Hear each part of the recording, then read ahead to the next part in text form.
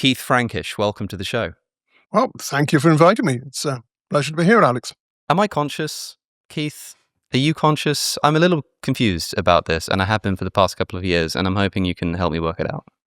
I'm conscious, you're conscious, yes. But of course, we need to sort out what that means. And that's really the whole focus of my work is on trying to get a grip on what we're talking about when we're talking about consciousness. So, I mean, let's put it like this. You have experiences, you have pains, you smell things, you see things, you hear things. These are what we call conscious experiences, okay? You can tell me a lot about them. I have similar ones. They're perfectly real things that happen to us. The question is, what is happening? Okay, that's good. I'm glad to hear you say that, because you are perhaps the foremost defender of a view in consciousness or philosophy of mind known as Illusionism. And given that it talks about the illusion of phenomenological experience, it leads a lot of people to think that the view means that consciousness itself is some kind of illusion, which sounds a bit self-defeating because, of course, to experience an illusion, you have to be experiencing something. And so typically when I've talked about the philosophy of mind with people and illusionism has come up, without very much thought, people have said it's kind of nonsense on the face of it. And you were just saying before we started, it's Galen Strawson, isn't it, that said that illusionism is perhaps like, I can't remember the exact quote, but like the worst idea that anyone has ever come up with or something like that. So maybe I thought it would be a bit more fair to have an illusionist on the show to, defend his case. Well, thank you for giving me the opportunity. So let's. I think what Galen imagined I was saying was something like this: that no one ever feels pain, no one ever feels pleasure, no one ever has conscious sensations, conscious perceptions. I'm not saying that. Of course, I'm not saying that.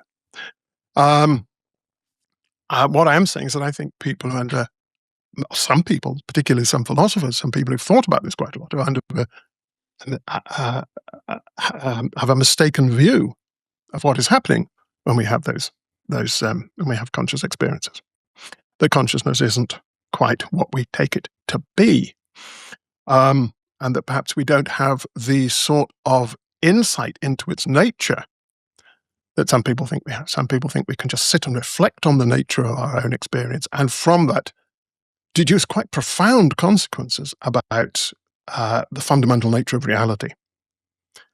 Now, I think those people who think that have got a mistaken view of consciousness, and I think that mistaken view is due in part to a sort of illusion created by our introspective systems, by the systems that monitor and model our own mental activity.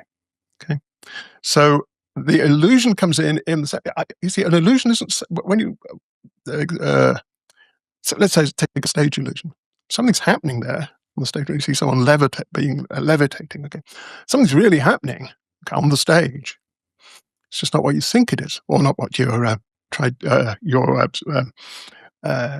invited to think it is. That's what I think about consciousness. That something real and important, significant is happening, but you're invited, perhaps by the nature of your introspective systems, to misconceptualize it. And so it's that misconceptualization that lies at the basis of the philosophical debates about consciousness. Now, for most people, consciousness is immediately accessible. For most people, that's what they think. They think that consciousness is just the thing which presents itself to you as it is directly. When I see something red, when I feel pain, someone pointed out to me that it's always red, isn't it? It's always the redness of red. It's never like the brownness of brown for some reason. I think that's an injustice. The orangeness of orange, it just presents itself to you, and it seems as though even if that doesn't line up to something in the real world, even if the external world is an illusion and it's all being created by, being prodded by scientists in a lab somewhere, that you are having this experience is real. And because experience is sort of this subjective thing that you're just experiencing directly, no matter what the cause is, no matter how incorrect you could be about what is bringing that about, the experience itself is there. It's private, it's subjective, it's inner. And if I understand you correctly, it's that you think is an illusion, this idea of a subjective private world. That's getting pretty close to it. But there's a lot to unpack in what you just said, because Sure. you'll find philosophers, perhaps lay people, saying the sort of thing you just said, as if that's kind of completely innocent. Okay, as if there's no theoretical framework being assumed there, and I think there is. Let's just start with a term that often is smuggled in, that is often employed without much reflection. I, what you said, presented to you, presented to me. What is this I? What are we referring to here? Well, I'll tell you what I mean when I use the first person. I'm referring to this particular animal, this biological organism, that is the product of a certain genetic makeup, and has a certain developmental history, and has been all sorts of experiences, and is able to do the things it does in virtue of that history. Okay, as far as I'm concerned, it's a completely part of the natural world. The I that I'm talking about isn't something that's associated with this body, or distinct from the body, but somehow the animal, but somehow associated with it. It's not a product of the body. It just is this animal. That's what I mean by I. So when we say that things are presented to me, I mean that in virtue of systems that compose this animal, certain bits of information, if you like, are available to be used to control its processes and to control its ultimately its speech. So that's what I mean by me. Okay. So when I say something's presented to me, I mean systems inside this animal are doing things that have this effect, the effect of acquainting me, if you like, with things around me or things inside me. And I think it all depends on evolved mechanisms that have been, whose plan has been designed by evolution, that have been tuned up through development and experience. And some of these are for detecting things in the world, some of them are for detecting things inside me. But they're all designed by evolution, they're all fallible, they're all capable of misrepresentation. So that's what I mean by I, presented to me. Now, what's presented to me? Well, let's start just at a pre-theoretical level. It doesn't seem that an inner world is presented to me at all. It seems that an outer world is presented to me.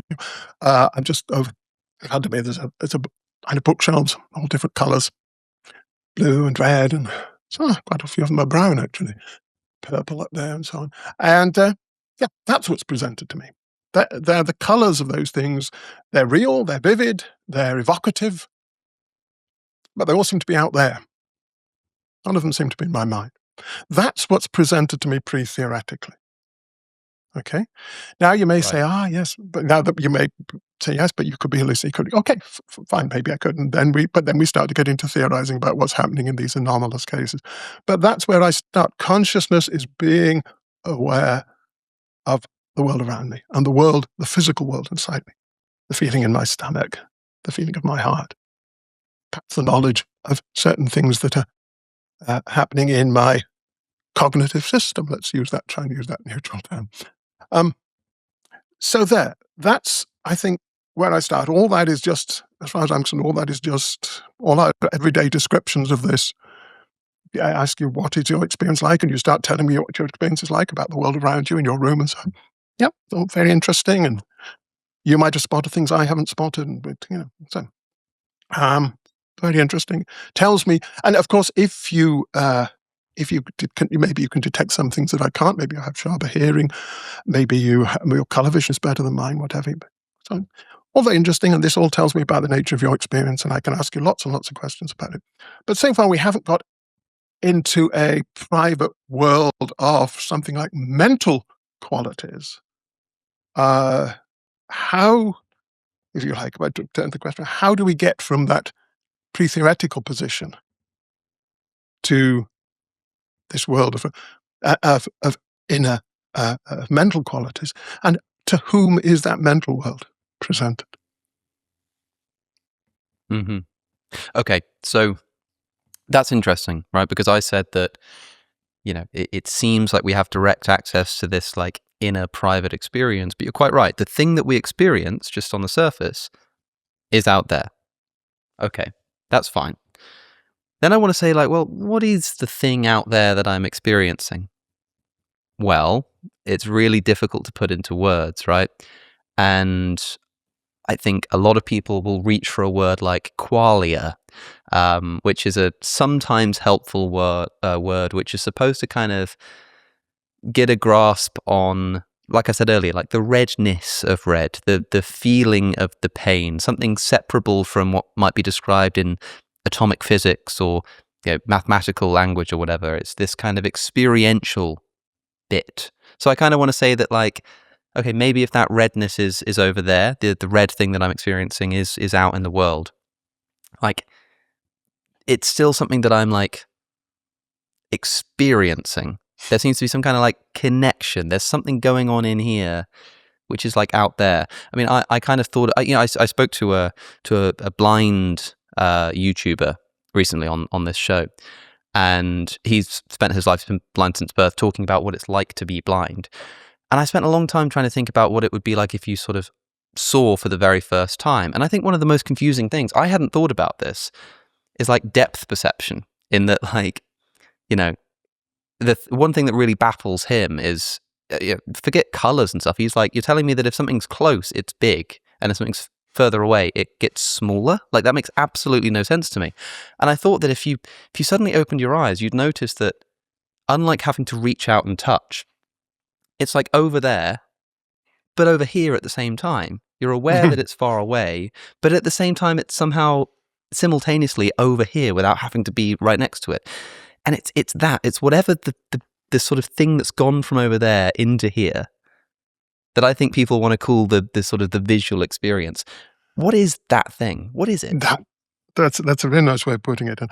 And there's some contribution from me, okay, to what's happening here. Okay, I'm not just ancient philosophers tended to think that it was that the qualities really were out there, and that maybe that copies of them came off the surface and somehow hit my eye, but it was a copy of what was there.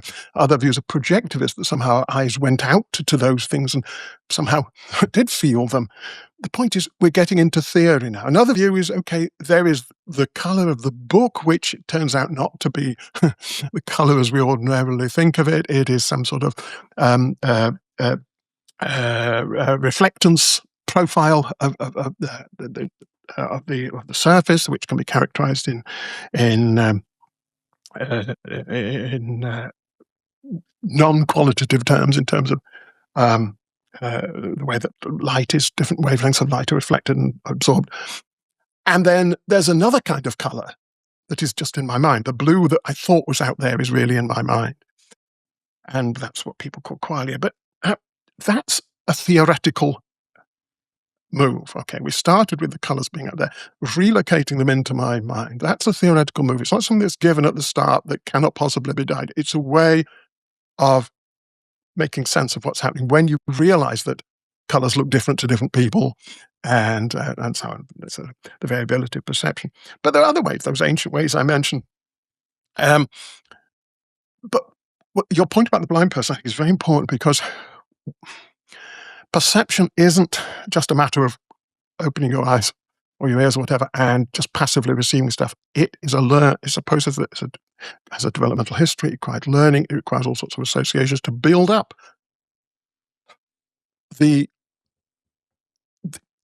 to create this kind. Let's talk about it as an interaction. That's how I want to talk. It's an interaction between me and the thing there. And the nature of that interaction is determined partly by the nature of the thing out there and partly by my nature. And my nature isn't just something that's it's colours just created, bang, and I am aware of it. No, it's a matter of my learning the significance of things out there in the world. Let me tell you a little story. I may not get the details right, but it's about a patient who was studied by the psychologist, neuropsychologist, but I'm not sure how he characterised it. Let's call him a psychologist anyway. He says many things. Nicholas Humphrey, in the early 1970s, a patient called HD. And she had been not blind right from birth, but she'd gone blind quite early due to, I think, an infection that had damaged her corneas. And later in life, I think perhaps in her 20s, I think she was living in Iran. She was given the opportunity to come to the UK and have a corneal graft that would hopefully restore her sight. And she had the operation, and she'd been looking forward to this hugely. The idea of she'd read a lot of literature and such. The idea of how wonderful the world was going to be once her eyes were opened, as it were, like Mary coming out of her black and white room. And the operation, technically, it was a success. But it wasn't the revelation she's expected. She was seeing things in the sense that she could detect them and respond to them, but it didn't have any of the significance, of the richness, of when we talk about what experience is like, it didn't have any of that. It was quite an effort for her to classify things visually, and they didn't delight her. They didn't mean anything to her. It was just like she had to go through this process of saying, yes, that's there, and it's this shape or this color, whatever. And she actually was so distressing to her that she decided it was not worth it. She put back on the sunglasses, and went back to living as a blind person. And my one possible explanation, is the one that I favor, is that learning what it's like to see, knowing what it's like, if you like, to see something, is a process you have to learn, and it's a matter of building up associations with different sorts of stimuli. Learning certain patterns of reaction to those stimuli. Those stimuli have effects on us, okay? Psychological effects, I'd say. Well, they conjure up associations, memories, dispositions to react in various ways, including most basically the disposition to say, that's red. And we learn this from the moment that we're born. It's even before we start learning it. And our sense that the world is infused with a richness and what its likeness is coming from us. We are, as if you like, projecting onto it the psychological significance that these things have for us. We're not observing an inner private copy of that same color that was out there. We are, if you like, what we're tracking, I think. I'm running ahead quite a lot here, but what we're tracking when we talk about the color of the thing is the impact that kind of stimulation makes on us, the global psychological impact, what it means for us.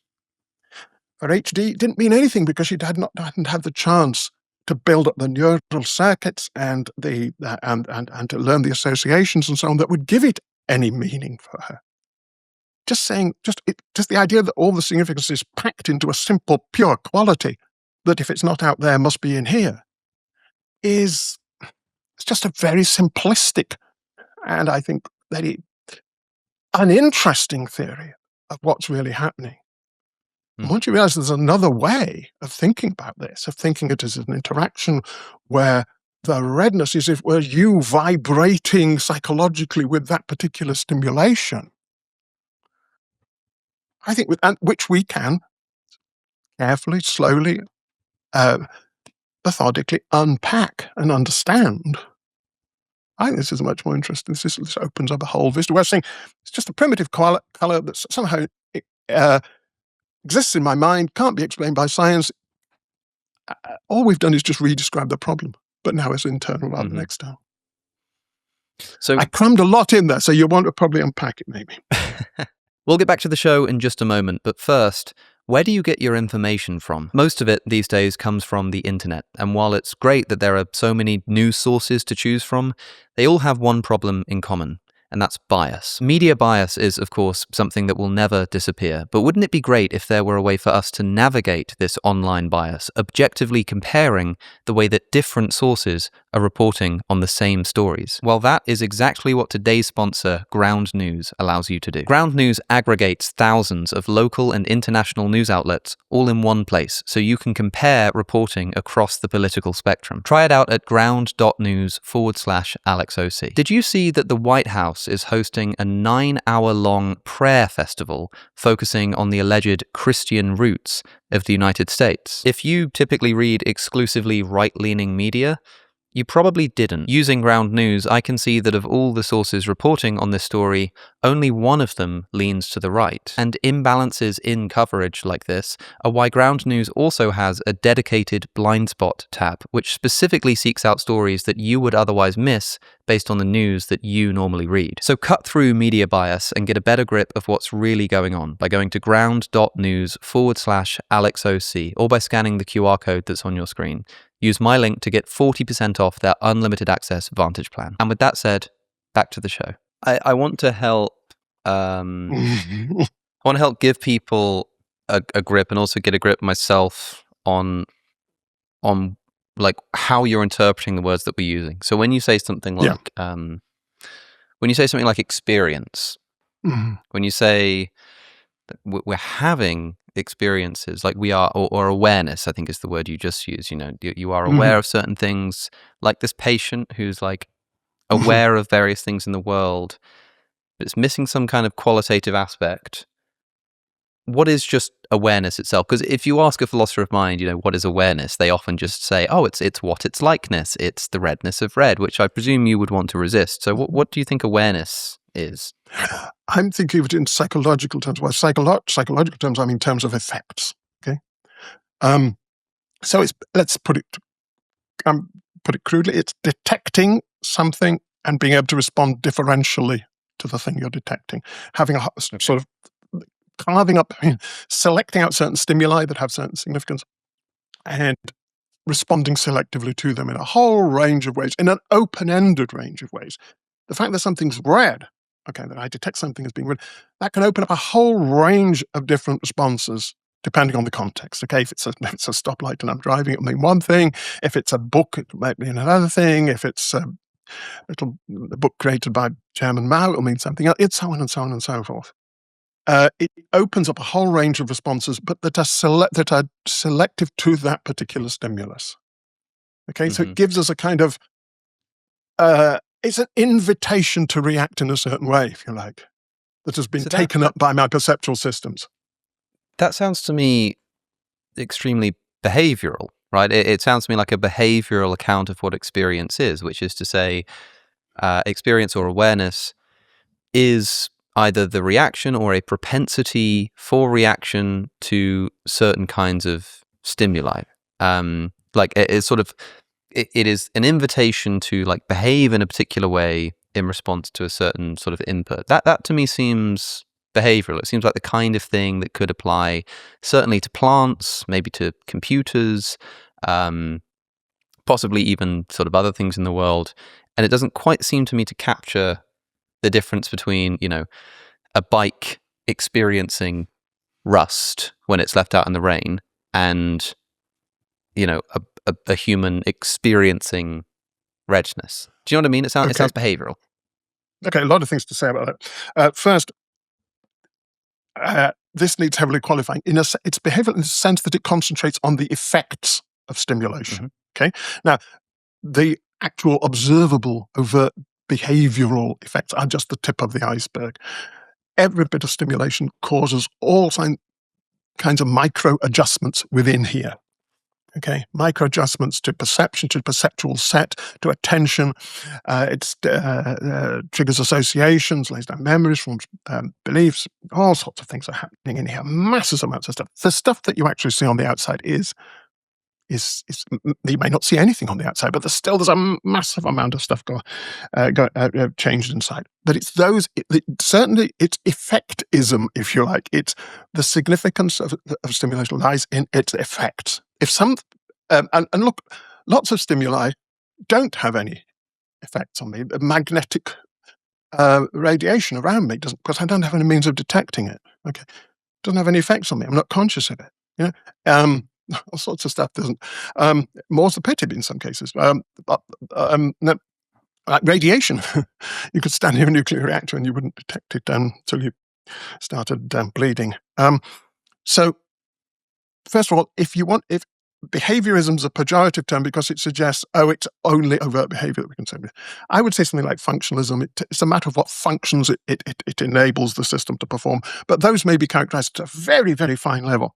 Now, take other creatures, yes, you may find certain. So it's a matter of sensitivities, activated sensitivities, and the pattern of reactivity that is internal reactivity that is stimulated by them.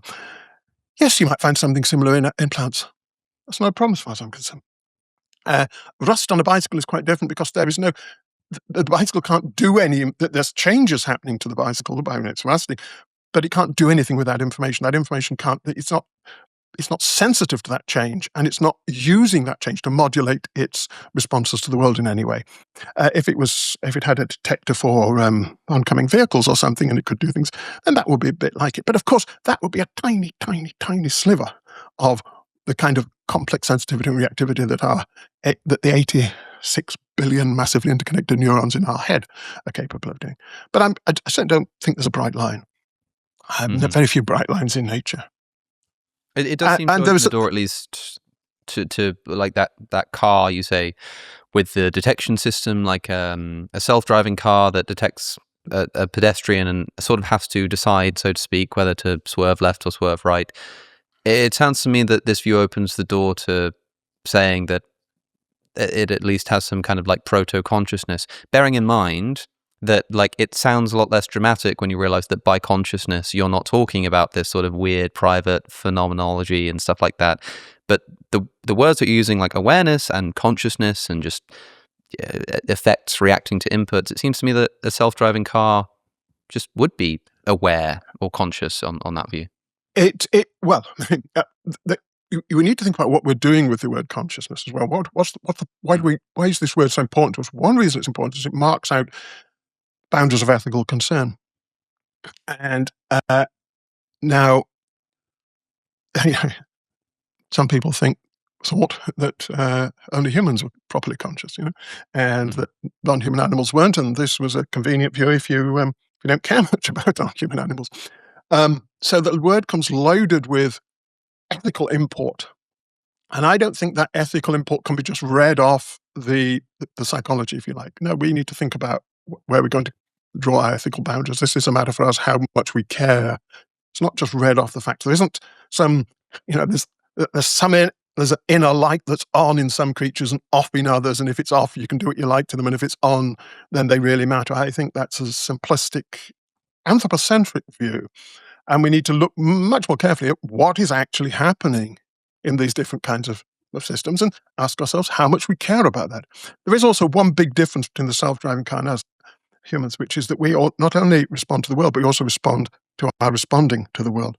We have introspective systems we can monitor. It's not just that the world affects us, but that how it affects us. We can monitor our own reactions to the world, talk about them. So it has us.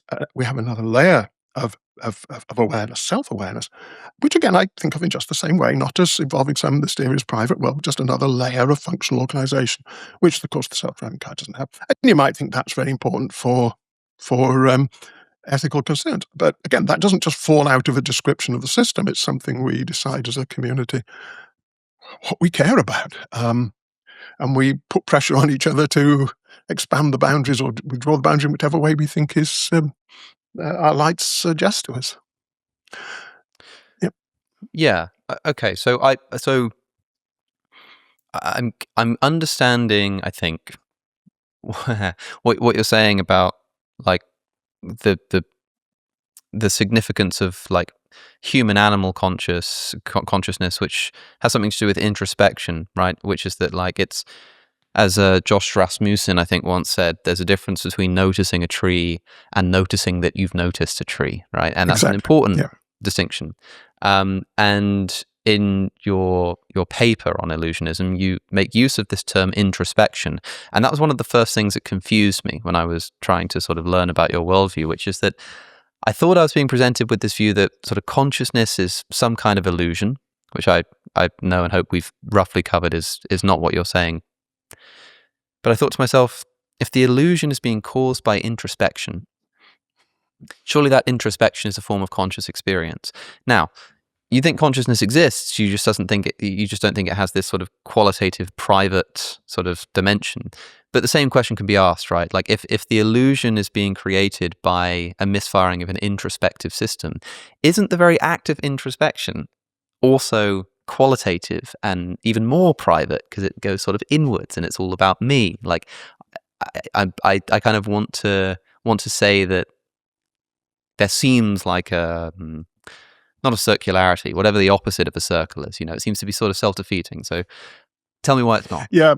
Well, for exactly the same reason that I just tell the same story about introspection that I told about perception. That perceiving the world around us doesn't involve creating a sort of mental simulacrum of it that then an inner eye observes. I tell this other story about being sensitive to stimuli and each stimulus triggering a distinctive pattern of internal reactivity that reflects the significance of that stimulus. Okay, now then I say introspection, exactly the same story. It's that the stimuli here are internal, let's say neural ones. Okay, they're patterns of activity within large-scale patterns of activity within the brain. I'm sensitive to those, or selectively sensitive to certain aspects, and the global aspects that it's useful for me to know about, like whether I'm in a bad state, whether something bad's happening to me, and that then itself triggers a distinctive pattern of reactivity to those. So when I taste something, let's say, that's very bitter, the stimulus, first-order stimulus, evokes a certain complex pattern of reactivity in me. Introspective systems monitor that, model it, categorize it, and evoke a distinct pattern of higher level reactivity. One of the most basic elements of which being to say, "Wow, that's bitter. Don't try it." So it's not that I'm sort of. If I made the mistake that people think I make, then it would be a big howler, because I'd be saying, "Look, there's no Cartesian theatre at the first level of perception, but there is one at the level of introspection." But no, I just said the same thing about introspection as I say about perception, that it's a psychological process. I mean, we can tell all this in terms of representations, not representations that we're consciously aware, but representations of things in the world that then play a particular functional role in the rest of the cognitive system. So it's all going to be a matter of sensitivities and reactions, first order, higher order, perhaps even second order. Perhaps even third order. So reactions to the reactions to the reactions. And the general idea here is that what perception is doing is it's tuning me into the world and triggering patterns of reaction that are internal reaction that are appropriate. What introspection is doing is being sensitive to patterns of first order reactivity in my brain and triggering appropriate reactions. The particular use of this is in communication. That things don't just affect me, I can tell you how they affect me. I can remember how they affected me. I can reason about how I could go on to produce those patterns that I enjoyed, recreate them, and avoid the ones that I didn't. So it enables a reflective awareness of our own experience, if you like, using experience in this deflationary sense. Okay, so maybe it would be helpful to think about a philosophical zombie for a second. Of course, philosophical zombies, was it Chalmers who came up with them? Was it someone else? I feel like it was someone else who came up with it and then Chalmers popularized it. Robert Kirk used the term in the early, I think that's the one, about 74, but it's been knocking around. There's the imitation. I can't remember. It's an idea that's been around a bit, but Dave certainly boosted its salience in the philosophical discourse.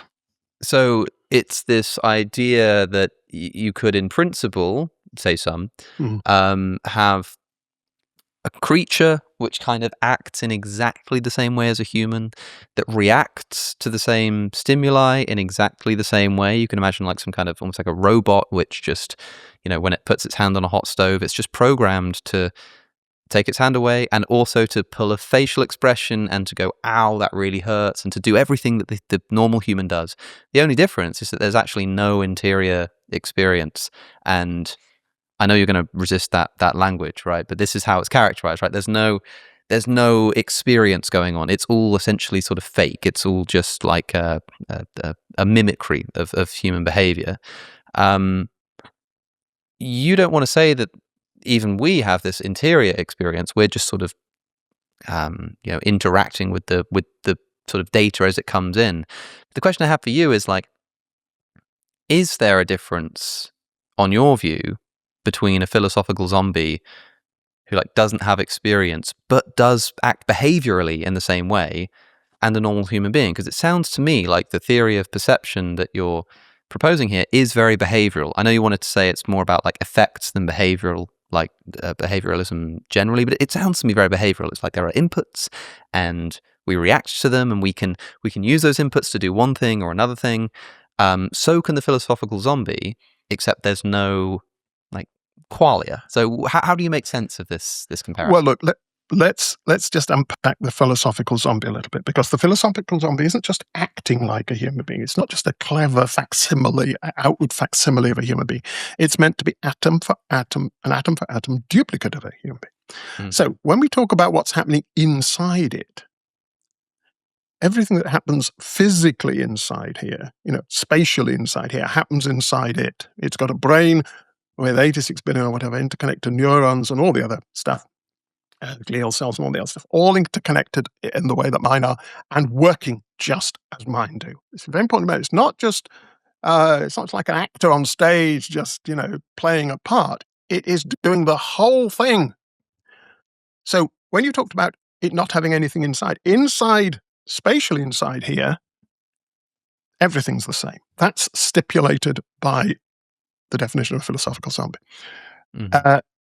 So when you were using the word inside, you meant inside in another sense, okay? And I'd kind of like to know what that inside is that you're into, because it's not a spatial one, presumably. Let's come back to what the zombie can do. What's the zombie? Well, okay. We go to a neuroscientist and we say, what happens when someone smells coffee? What happens when they see brown, a lovely, rich, chocolatey brown? And they start telling you this immensely complex story about how even at the retina there is already filtering for significance happening. A lot of the incoming photons are just, their activity is just ignored. It's already filtering for significant patterns, and that starts at the retina. It continues through many patterns. Continually the brain is looking for significance, and as soon as it finds a bit of significance, it starts using it to modulate responses of various kinds, to prime, attention for one thing. It starts directing attention to certain things. It starts, and then processing those things. It's like a sponge drawing in significance from the world and then trying to make use of it quickly to respond, because it's got to get us, the brain can't mess about. Life's moving quickly. It starts triggering all kinds of, not necessarily responses, but dispositions, adjusting our expectations of what's going to happen next. This is the big thing. I mean, this is the central part of predictive processing and the free energy framework. It starts adjusting our alignment to the world, our expectations of what is going to happen next. If you had to have one phrase from what the brain's doing, it's trying to predict, it's trying to prepare for the next second, trying to anticipate the future. It starts doing all this immediate with this information way before it's entered what we might, before we're aware of the information. Multiple channels are doing this.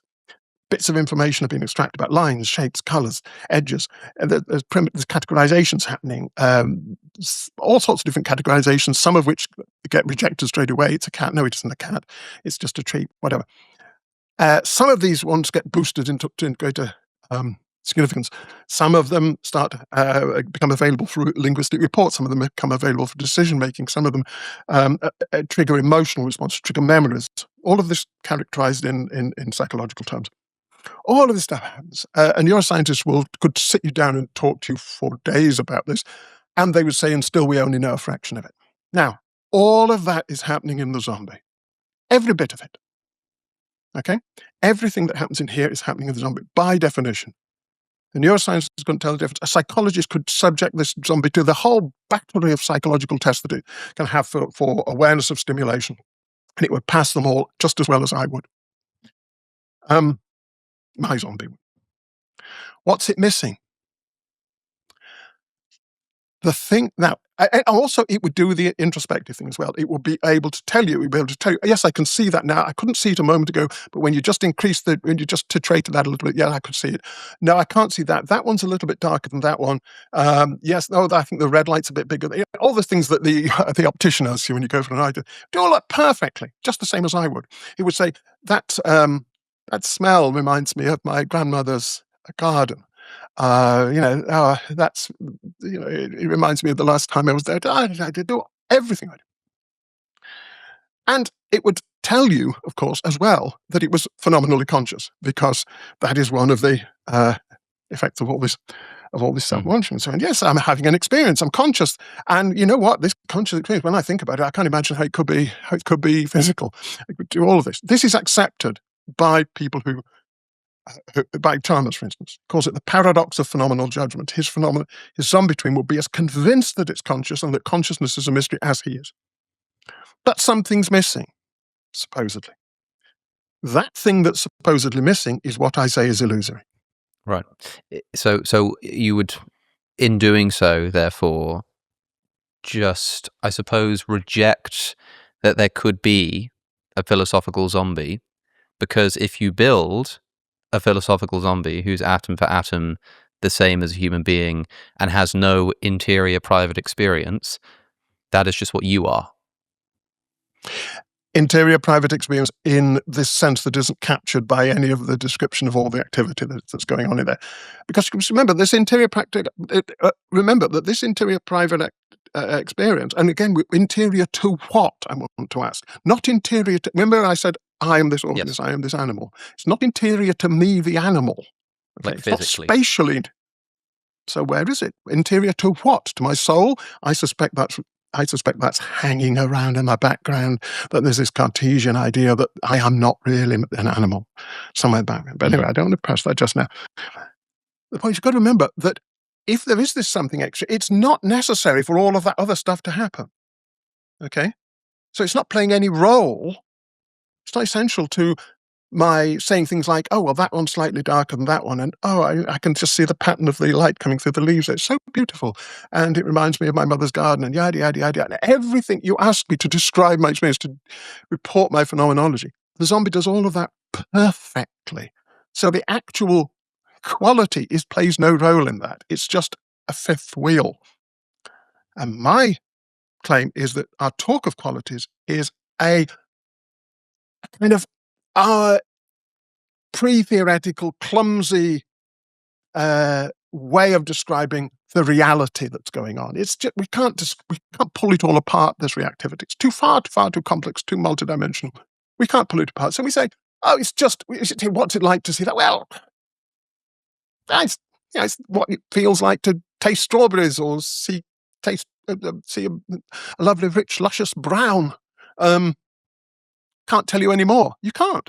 That doesn't mean that there is a pure quality there that you are immediately detecting. It means instead of having direct revelatory access to pure qualities, you have indirect, selective, distorted access to immensely complex patterns of reactivity. And we mistake one for the other. That's the illusion.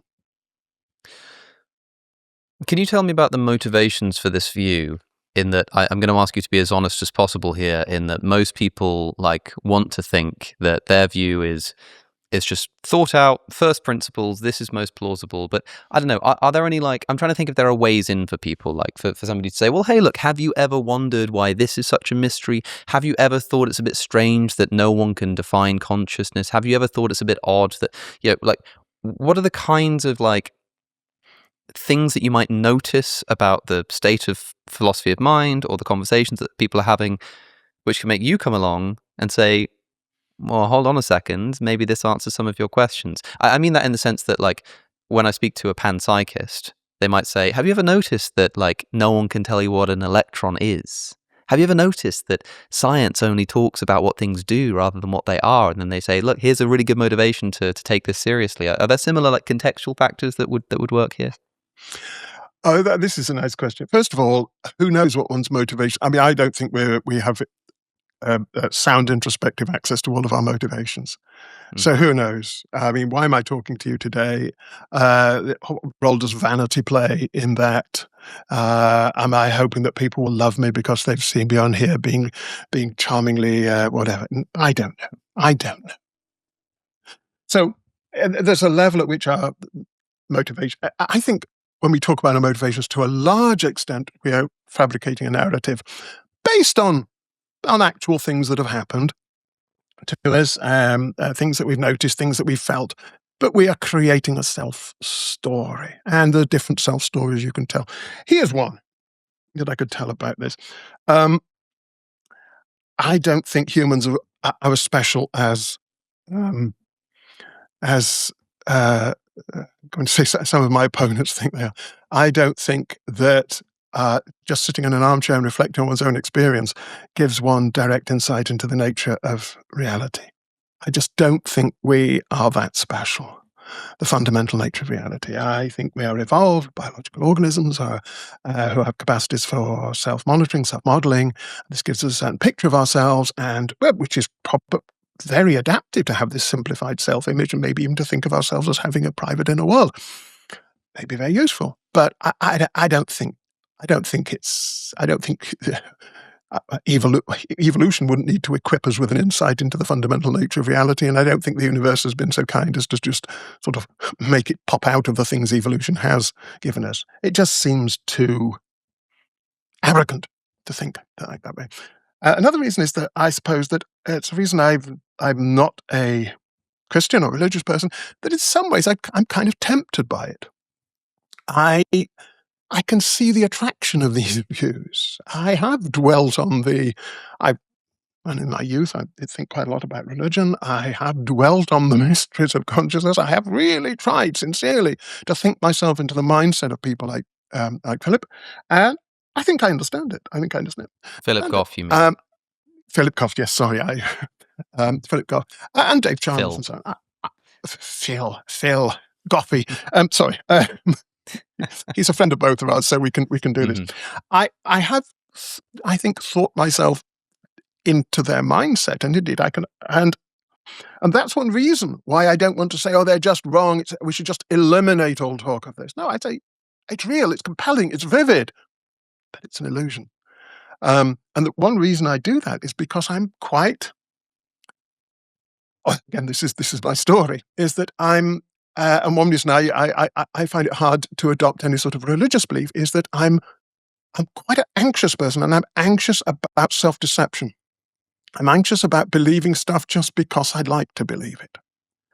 I would dearly love to believe that I would see some of my lost loved ones again. Dearly love it. But I don't want false comfort.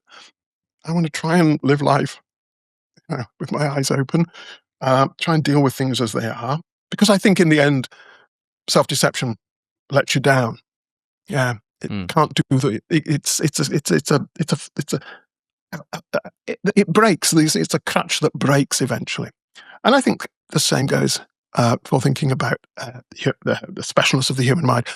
A third reason is that I absolutely love scientific explanation. I love finding out about. Well, I don't do first-order science myself, but I love reading about how. About scientific discoveries, about how we've unpicked the mechanisms, say, of cellular metabolism. It's amazing stuff, and work that's being done on developmental biology. It's amazing, and it's wondrous, and it's wonderful, and it's far more wonderful to me than the stories that that religions might tell.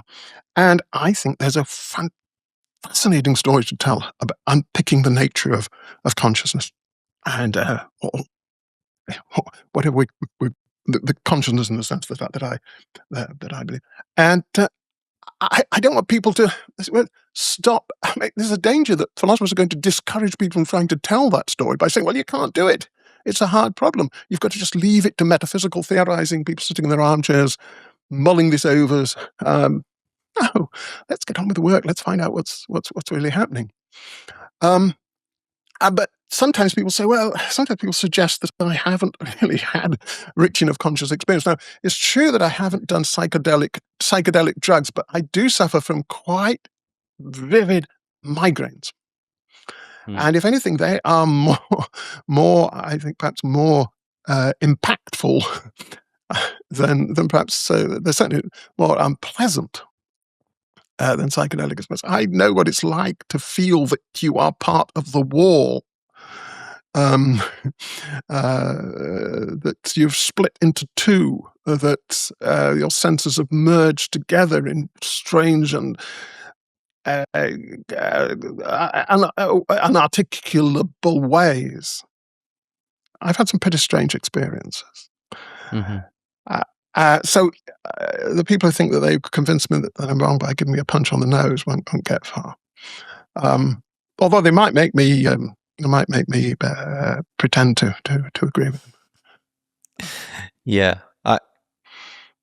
The question of psychedelics is interesting because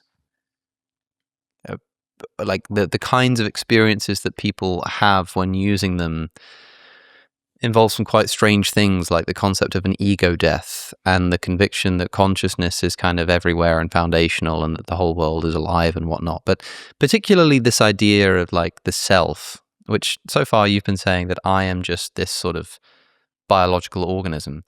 I think that requires a little bit of investigation in that, you know, I don't feel like I am the same thing as my hand. Like I could probably cut off my hand and it would no longer be like a part of me. I kind of feel like I could like cut out my like parts of my brain and I'd still be like here. It's not clear to me where this biological sense of the self actually lies, and there are all kinds of problems in personal identity as to what that is, as to what counts as like continuity of one person, what makes me the same person I was 10 years ago. And then also on top of that, given that lots of people just are convicted that they have experienced the death of the self and whatnot, I wonder if we just grant for a moment that the self is a dubious concept, if it were a dubious concept, if the self sort of didn't exist and was an illusion, then like how would that affect your view? Because it seems like a lot of what you're saying relies on the idea that there is this you that is having experiences, that is reacting to the world. It's you that's conscious.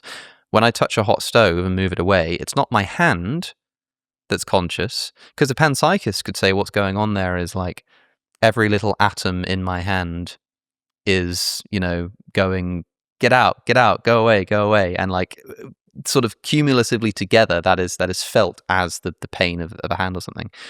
Whereas I think you have to say that there is some kind of sort of central part of you, maybe it's your central nervous system, that like reacts to that. So how much of your view like depends on the notion of there being a self which can have these reactive experiences? Well, what I said was that I think I'm an animal, a particular animal, an individual animal, a token animal. And the identity conditions for that animal, we can debate about that. I mean, certainly this animal could lose a hand and still be the same animal. I mean, so we can get into identity conditions for individual animals. How much of me could you take? And this is a really interesting question when you get to my age, by the way, because you find bits of yourself stopping working. You're a long way off it yet, but give it 40 years and you will find that bits of yourself stop working, both the peripheral ones and the more central ones some days. So I'm afraid you will. I still feel it's me, even though I go into the kitchen. I think, what did I come here for? I have no idea. So self isn't a clear-cut concept. But the idea of this individual animal, okay. When does this individual animal, let's distinguish between the individual animal, and then I'll say something about the self separately. Individual animal, when does it cease to exist? What if I got a serious form of dementia or something, would I still, there's no hard and fast line. When I actually die and they put me in the ground or whatever they're gone then, all right. But basically, as long as there's still a pulse, then in some sense this animal is still around.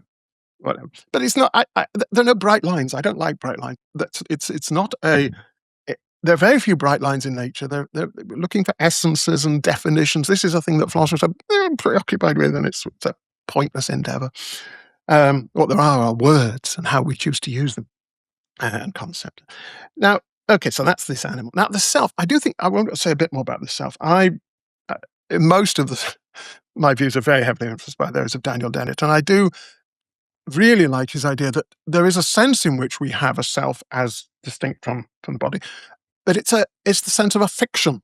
It's a narrative that we animals, we human animals, tell. We're very talkative. We love reporting stuff about ourselves. That's one thing that the self-monitoring allows us to do. We don't just have experiences. We recognize that we have them. We talk about them. We tell other people about them, often obsessively and annoyingly. And from this, we construct a kind of narrative. I am the person to whom this happened, and to whom that happened, and who feels this, and who likes this, and doesn't like that, and who wants this, and and we tell this. And it's a selective one, of course, because we just think, there's, you can get into the habit, you can tell bad stories about yourself and get yourself into a really unfortunate state of affairs. Some people respond to trauma, it seems, by constructing parallel stories to help them deal with it. So these, I think, this is one way of retaining self-talk without the inflated metaphysics. That's essentially what Dan was doing all the time, and it's Dan Dennett, and it's what I'm trying to do, is to take these folk conceptions of things like free will, consciousness, intentionality, meaning, the self, say, look, as they stand, you can't really make them do the kind of really heavy metaphysical lifting you think they can, or even scientific lifting, but they're still useful. So let's just re-engineer them a bit. Let's see what they're really doing for us, that they have a pragmatic value, notion of the self as a pragmatic value in presenting yourself to other people and to yourself, keep a track of who you are and what you want. It's a useful story that you tell. It doesn't correspond to some thing associated with the body, but it's a useful notion. We say the same. We can do the same with free will, with consciousness. We don't have to throw the notions out completely. We re-engineer them a bit in a way that makes them. I think this re-engineering is very important because it doesn't make these concepts hostage to some dodgy science or potentially dodgy science or heavy-duty metaphysics. If you think of ourselves as being free, responsible agents, is very, very important. If you think of yourself as a passive victim of circumstance, then you all sorts of trouble. You need to think of yourself as free and responsible. If you think that freedom and responsibility depends on, let's say, physics being wrong, or in some way, I mean, maybe it does, maybe it doesn't, but if you think that it does, then you're in the danger of losing it if science turns out the wrong way. If you think that being conscious depends on making sense of the idea that quarks are conscious, then again, you might sort of think, well, maybe I'm not conscious then, if it would have to be the case that everything was conscious in order for me to be conscious. Let's just, these concepts are important ones. Because they're important, let's not make them do work that they can't do and may collapse under the strain of trying to do. So, I got a bit preachy there. Sorry. It's good. We like that. I always find it great. I was thinking when you said about free will, I was thinking about the sort of debates that Sam Harris and Dan Dennett would have, and how, despite talking about something like relatively sort of intellectual and highbrow, it got quite sort of personal and excitable. It happens sometimes, and I think it's great. The thing that I'm most interested in what you just said. Sorry, go ahead. Yes. No. I was just to note that I think Sam said that Dan thought we were just puppets, and Dan said, yes, in a sense we are puppets, but we're also puppets that can have strings that can control their own strings. It's where we're puppets that have the ability to control the first strings with other strings, which are then, okay, so there's no ultimate puppet master, but it's the ability to control your own strings at different levels of organization that gives you freedom. It's a mechanism of autonomy, and you should love these strings, these deterministic mechanisms that allow you to exercise autonomy. Anyway, that's. I just remember, Sam Harris saying, I think it's fair to say that one could watch an entire season of Downton Abbey on Ritalin and not detect a finer note of condescension than you manage for 20 pages running. You'd think that they were like talking about each other's wives or something, but no, they're talking about whether, humans have agency over their own actions, which I think is fascinating. The funny thing is that they metaphysically, they were pretty much on the same page. It was the moral that each of them drew from it that was different. Yeah, and it's so much of it might even just be linguistic that it becomes kind of crazy. I think Sam has since, not maybe if not apologized for that, at least sort of toned it down. I remember they had a conversation afterwards and it kind of awkwardly addressed it. A moment ago you said that philosophers are obsessed with trying to like categorize and that it's hopeless. I agree with this, by the way, in that like, we want to precisely define what is the difference between a table and a chair. What is the difference between a tiger and a lion? What is a species? If I don't know, if I lie down on my desk, is it a bad bed or is it a good desk? And it's all a bit silly because quite clearly what we're just doing is taking, this physical stuff and we're just arranging it in various ways, and we're putting a label on it. Or we're looking at the natural world and we're seeing that the natural world sort of ebbs and flows and sprouts out various bits and bobs, and we sort of arbitrarily put borders around them and give those borders labels like species and things. I agree with that. Yep. And I've talked about that a lot in the context of mereology, which is the study of plants and wholes. Now, to me, as a mereological nihilist, I just think that there are no sort of real categories. There are no real distinct objects, except insofar as matter just pre-existing matter just gets rearranged, given a label, and we call it a new thing. It's like matter and form, right? You give it a new form, and we just decide that that's what a new thing is. However, there is something that has to be there to be arranged in this way.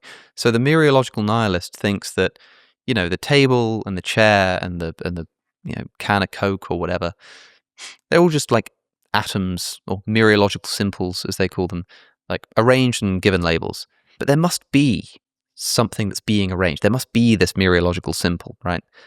And I think that the motivation for panpsychism is to say, well, okay, maybe there's just sort of one type of stuff. And all it is just an arrangement of stuff. But I know that consciousness exists somewhere because when it gets arranged complexly enough in my brain, I'm having these experiences and awareness. And so, as long as emergence doesn't exist, which is a thing in itself, they just say, look, there's only one type of stuff. Brains don't exist, tables don't exist. It's just arrangements and labels. But I know consciousness exists somewhere because it's here right now. Then it must be there at the foundation. What I want to say is or what I want to ask is do you have a metaphysical view on when you said that philosophers trying to categorize stuff is a bit of a fruitless endeavor, the stuff that they are categorizing, the stuff that makes it all up? Do you have a strong view on what that is? Are you a physicalist? Are you agnostic? Do you know what an electron is? I just wonder what you think. Insofar as we have a science of the fundamental reality, it's basic physics. That's our best attempt at it. And I'm not a physicist. I'm whatever. It's quantum, the universal wave function, the superstrings. I don't know. I've got no sort of stake in that game, dog in that race. I don't know. Dog in the race. Dog in that fight. That's it. I'm saying. Yeah. Oh, Stake in that fight. Whatever. Sorry, at some point I turn into our mythology. Yeah. At some point I turn into Alan Partridge and start using bad metaphors. I don't know. It could be little angels. I don't know. I've no idea. It's not what I'm work. It interests me. I'm fascinated by it, but I've got no.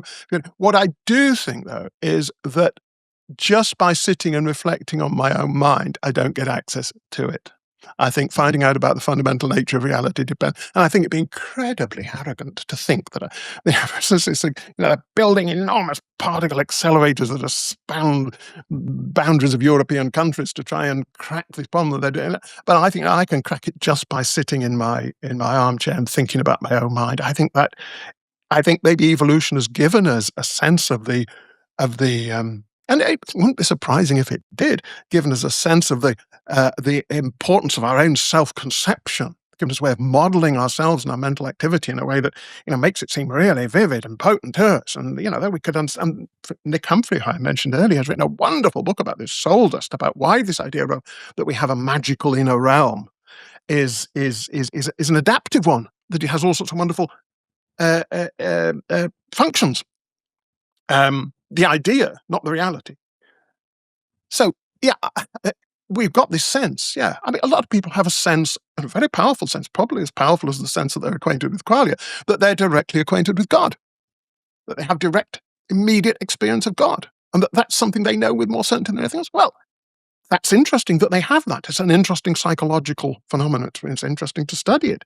And I wouldn't dream of being abusive to them or anything like that. But I don't think we should trust it just because it's very powerful for them. And similarly, the fact that you think, oh, well, look, we don't know the fundamental nature of reality, but maybe just by sitting and thinking about my own mind, I can discover it. That just seems to me, I don't mean to be rude, but it just seems to me arrogant and incredibly anthropocentric. I mean, suppose you have a race of aliens who don't have the notion of quality, either because they are zombies or because they never subject to this illusion in the first place.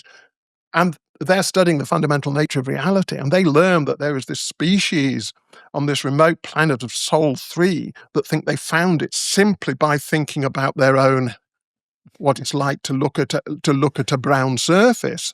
I think that this, so so yes, there's a possibility, but the fundamental nature of reality, clue, and I don't think I'll get it by being by country. So I'm I can sorry. understand that. I feel like it's a bit unfair as a comparison, though, because I don't think anyone would claim that just by sort of introspection I could know that there are there's microbial life on Mars or something. But the facts that we're considering, at least insofar as it comes to consciousness, many people want to say that those are the kind of things that are like looking inwardly, introspectively, just closing your eyes, sat in your armchair, is the equivalent of like looking at Mars. You're like looking at the thing that we want to know about. And intuitively, like, let's address this, because you're sort of pulling up this Cartesian imagery of like Descartes sat in his robe by the fire at the beginning of the meditations, just saying, I'm just going to think my way into all of the positions that I already hold. And he has some sort of ideas, and he thinks there are certain things that I could know just by sitting around and thinking about it. That sounds to me like you disagree with him, but like, I do. How come? Like, it seems, like Descartes wants to say something like, I know that I exist in some form because I couldn't possibly deny it. The act of denying it would require my existence, or at least my thinking. And so I know that I must exist. I think, therefore I am. If I were to doubt that I exist, doubting is a kind of thinking, which means that there is something doing the thinking. Now, to me, that seems like the kind of thing that, yeah, fair enough. You can sit down, you can think about it, and you can know that, and you don't need to go and observe a bunch of stuff in the world in order to figure it out. So what do you mean when you say that you can't get knowledge that way? Yeah. Okay, well, lots of things to say about Descartes. I mean, there's first of all, there's a debate about what he was actually trying to do there. There's a case can be made that he was trying to just give himself license to overturn the whole Aristotelian scholastic framework, and that it was a bit of a tactical move to facilitate the new science. Anyway, that's one thing. But I mean, it's often been pointed out that he wasn't entitled to the inference I exist, because he hadn't really said what I denoted here. What he should have said is, at best, thinking exists. What is thinking? What does he mean by thinking? Does it involve having certain words being tokened in a speech? What does it involve? What's thinking? What's he talking about? Doubting. What he was doing was writing words down on a page, or perhaps articulating them to himself. What's that? Could he have done that without language? If not, then he can know that language exists. Maybe it's a very tempting sort of thing. But look how removed it is from our ordinary basic cases. What do you know? I open my eyes, I look around me, and I know stuff. Okay, I could be in error, right? Look at what, if look at, again, start with what I think we are, evolved biological organisms. Okay. All our knowledge is dependent on mechanisms of some sort for tracking things, for noticing differences and responding to them. Okay. That's, I don't see how else I can get knowledge but by some process like that. Okay. But barring some magic. Okay. And that goes for knowledge of my own mind.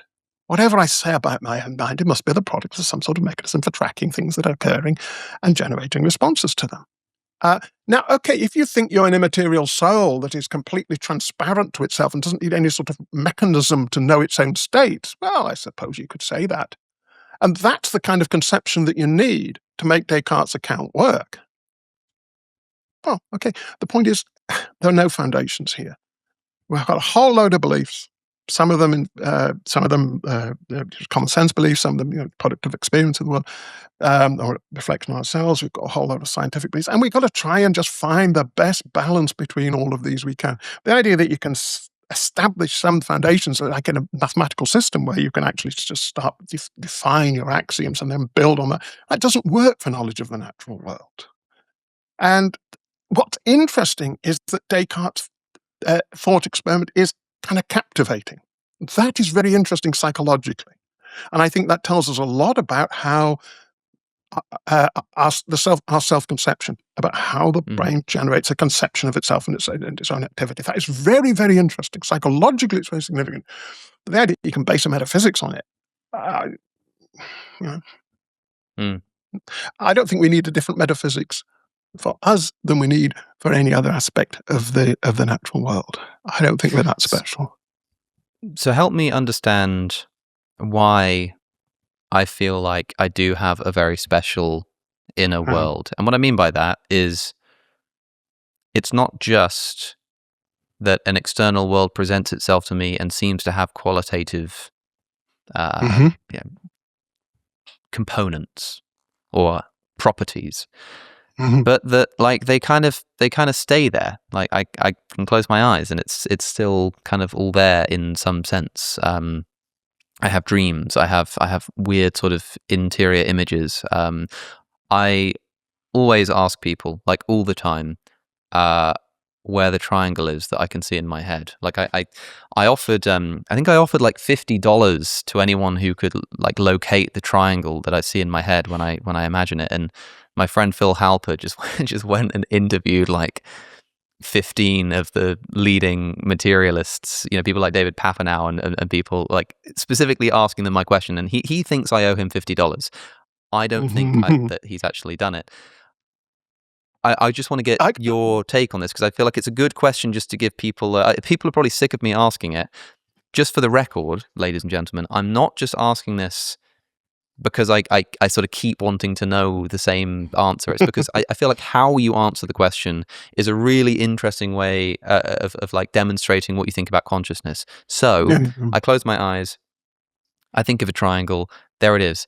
It's got properties. It's got three sides. Some people say the triangle just doesn't exist, but like I can attribute properties to it. It doesn't have four sides. It's got interior angles adding up to 180 degrees. I can't do that for things that don't exist. Things that don't exist don't have properties. So there is a triangle. There it is. I can see it in my head. Where's the triangle? Okay, great.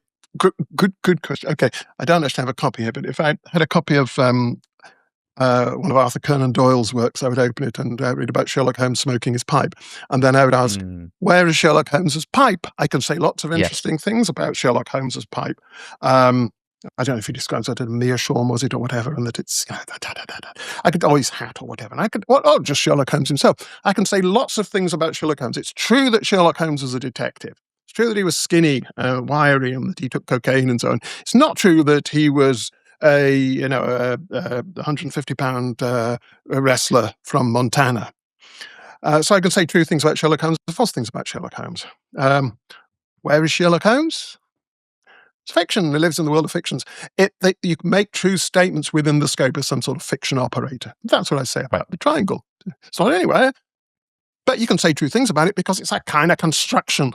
It's a sort of construction. It has the same status that your thoughts about Sherlock Holmes have, about the Sherlock Holmes that you imagine. It's not composed. you're driving Yes, it sir. like a representation, like the idea that Of course, yeah. Yeah. that That- what I'm sort of seeing in my head is a representation of a triangle rather than a triangle, right? but not necessarily not a representation made out of sort of things that are actually, real lines that are really triangular. Just as when you think about Sherlock Holmes, you don't actually have to have little dabs of color to paint an internal picture of Sherlock Holmes. You just have what exactly how this works is a fascinating question. But somehow your brain is using the resources that it has to represent the world around us to create representations of non-existent things and then react to them in a very similar way to the way you would react to the actual things.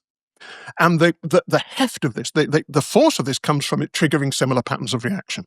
Okay, so if you try and imagine, it's quite hard to imagine smells actually, but if I try and imagine the smell of my grandmother's, the scent that from my grandmother's room or something, as far as I can do it, it will trigger a whole wave of emotional responses. Okay, and that's what gives it the heft that what its likeness, because it's moving me in the way that smell did, not because it has some intangible smell qualia, but because it has effects on me. And that's why, of course, we read about Sherlock Holmes, because not just because we like the idea of entertaining non-existent things, but because they entertain us, they move us, they puzzle us, they intrigue us, they spark all sorts of interesting trains of thought. Well, actually, I do it for the first reason. I'm just interested in the ontology of Sherlock Holmes. Like my favorite question to ask people this week is who created Sherlock Holmes? Because who was it that created Sherlock Holmes? Arthur Conan Doyle. Or was it Sherlock Holmes's parents? Because it kind of depends on what you mean, right? Because within the fiction of the story, Sherlock Holmes was created by his parents. But of course, there's another sense in which we want to say, well, he was created by Arthur Conan Doyle. And the point is that you can sort of have logics within fictions, right? But absolutely. What I think you're doing here is something that commonly happens in the philosophy of mind, in my view, which is that faced with a bit of a mystery, like this mysterious triangle that I can see or something, or the concept of consciousness emerging from non-conscious stuff is another area where this always comes up. People often don't quite explain it, but they give an example. They say, oh, but that's just the same as when this happens. But the other thing that they're comparing it to is just as mysterious and is actually just doing the same thing. So what I mean to say is that, like, when I talk about emergence, I say, oh, how can consciousness come from matter? People say, oh, well, that's just like how, like heat comes from atoms vibrating, forgetting that heat, the interesting part about heat, is itself an experience. So you're not actually explaining anything, you're just giving another example of the same problem. And I feel like the same thing's happening here, which is like, well, where's the triangle? And you say, well, it's in the same place that Sherlock Holmes is. And I'm like, yeah, like, and where is that? Because of course Sherlock Holmes is represented by the letters on the book, right? But if no human ever existed, no brain, no sort of agents, and just by some spontaneous atomic freak event,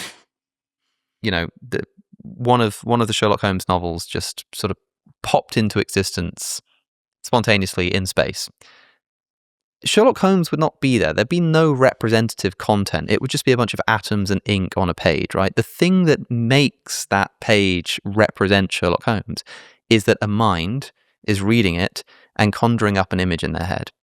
And the question for me is like, where is that image? Like, what is that image? Is that image just the same thing as neural activity? Because if it is, then the answer to where it is well, it's inside of your brain. You know what I mean?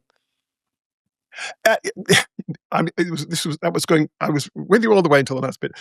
Yeah, sure. Okay. It's a mental construction. It's a mental representation. And that mental representation is realized in a pattern of neural activity of some sort. Yeah, but its significance lies in what it means for us. I mean, if you tell somebody just the basics about Sherlock Holmes, imagine this tall guy with this funny hat and the pipe and things, they form some sort of image. That's kind of nothing, really. It's just, well, okay. You embed him in all the stories that are told about him, and suddenly you have this rich narrative about you. Watch the Jeremy Brett series. I think Jeremy Brett did a lot to create Sherlock Holmes, actually. I think that's terrific.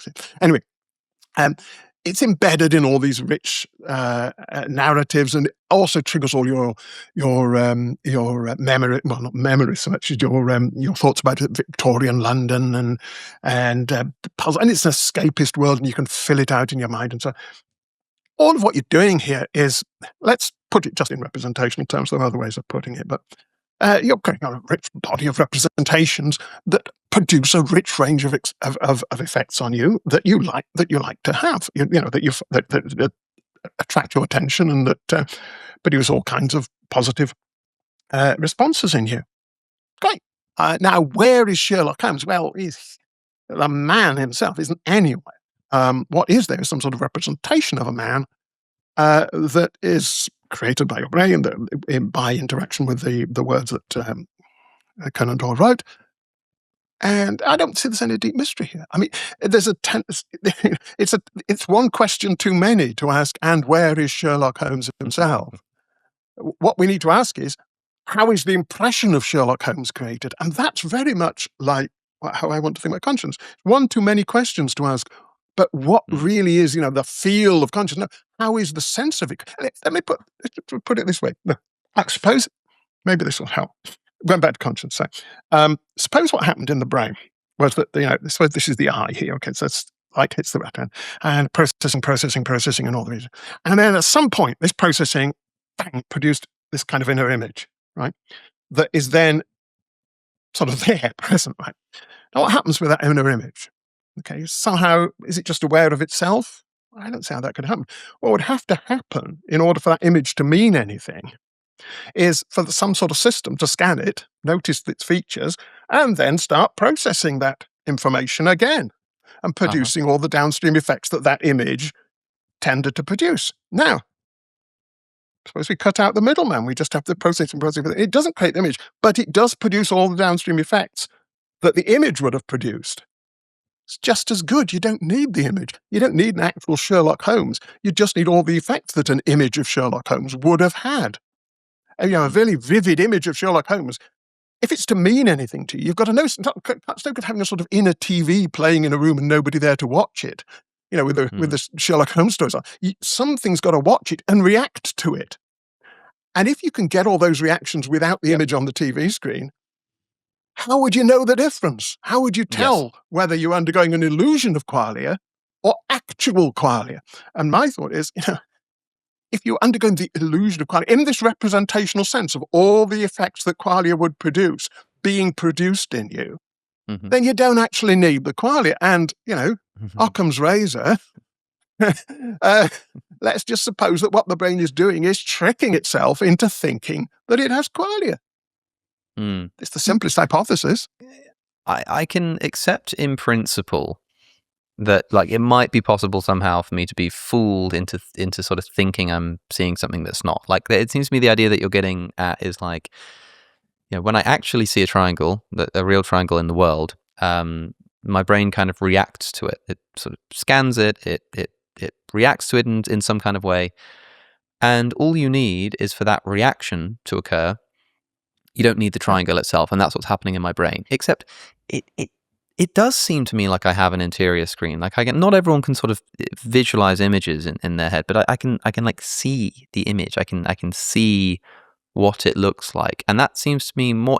What I'm trying to get at is intuitively, I think for most people, conscious experience is more than just a reaction to something. This goes back to what we said earlier about the behavioralism, which I think is implicit in your view, which I know you wouldn't want to characterize it this way, but this is sort of how it sounds and potentially what it leads to, which is that when you have these experiences, be it of a triangle, or let's take something more pressing, like the pain of a migraine, that what you mean to say in saying I'm experiencing a migraine is just that I am reacting to a certain kind of stimulus.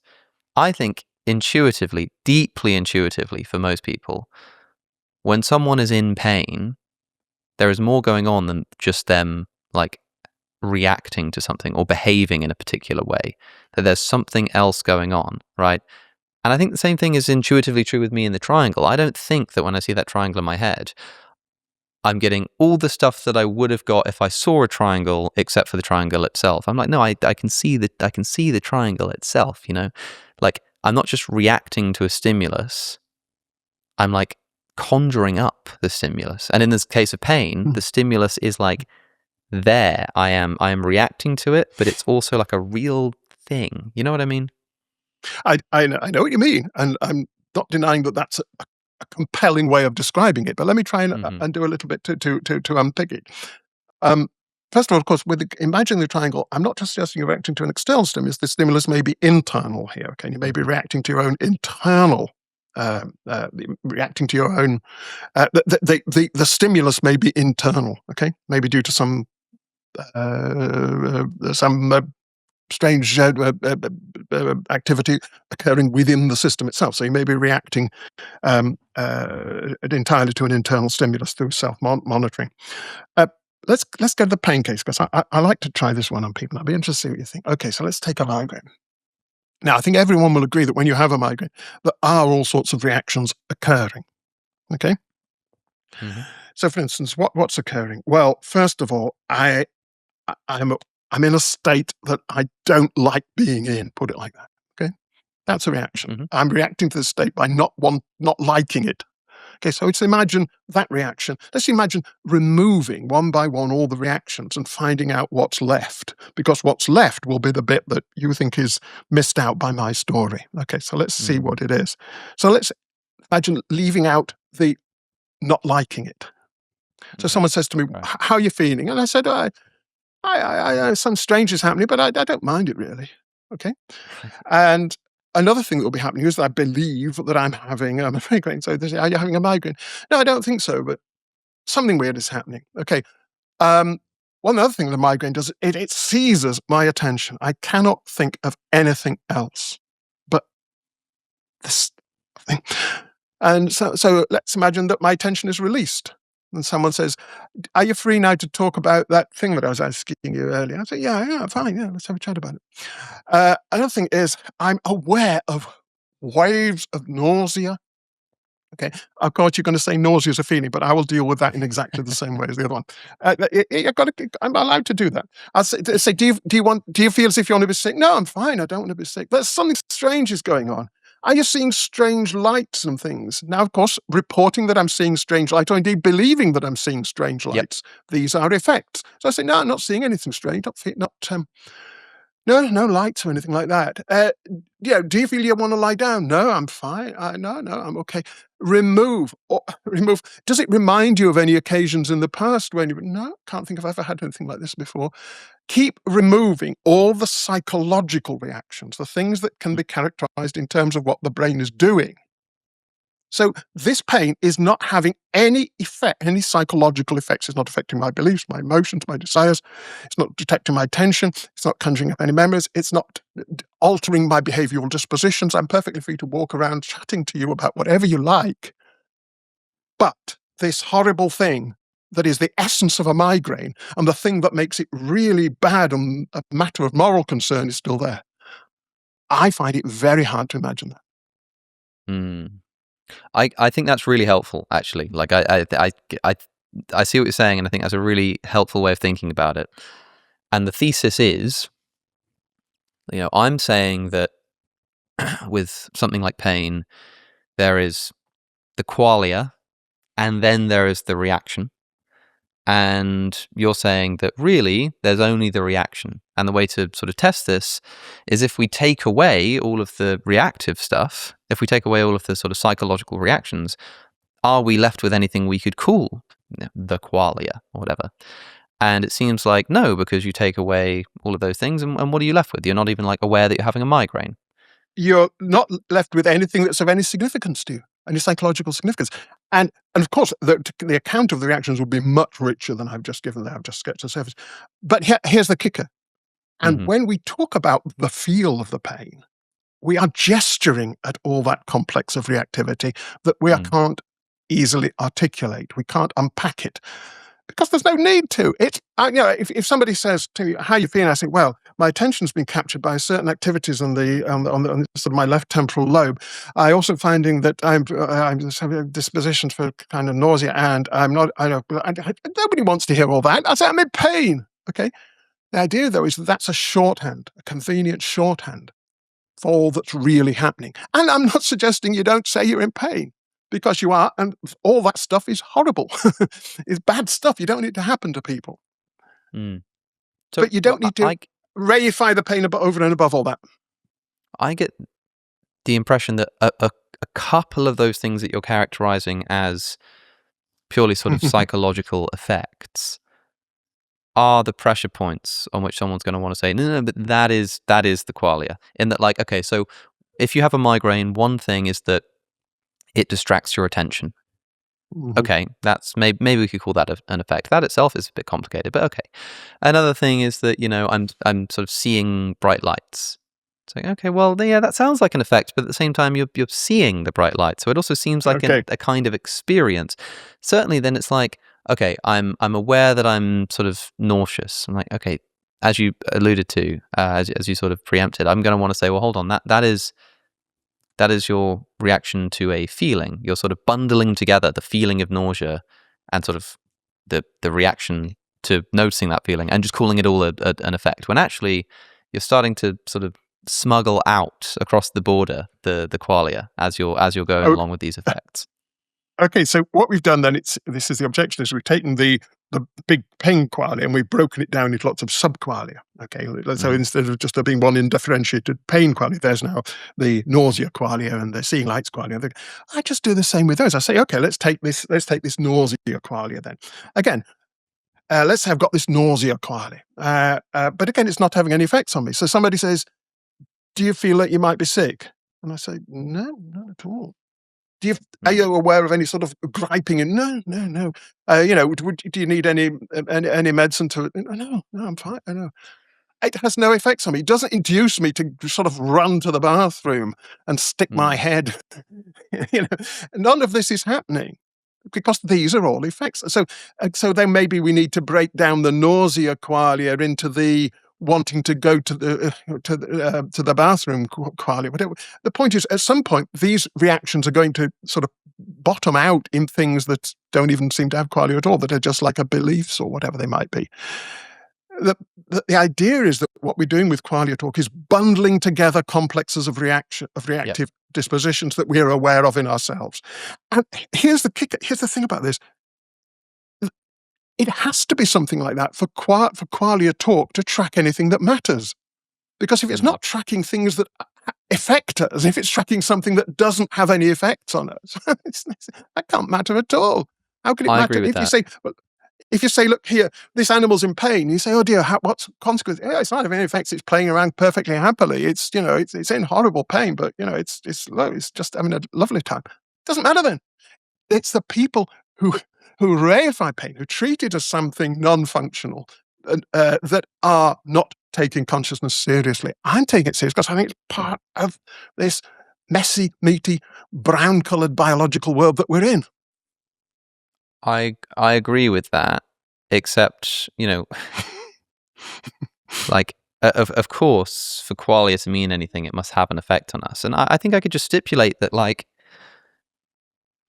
qualia necessarily does have behavioral effect on us, but that those aren't the same thing. Because you said a moment ago, like, well, like if I was sat there, say I was feeling nausea, but there were no effect. Like I didn't care about it. I didn't I didn't notice it. All this kind of stuff. Then what's left? Well, I could just say, well, that's impossible. You can't have nausea without having those effects.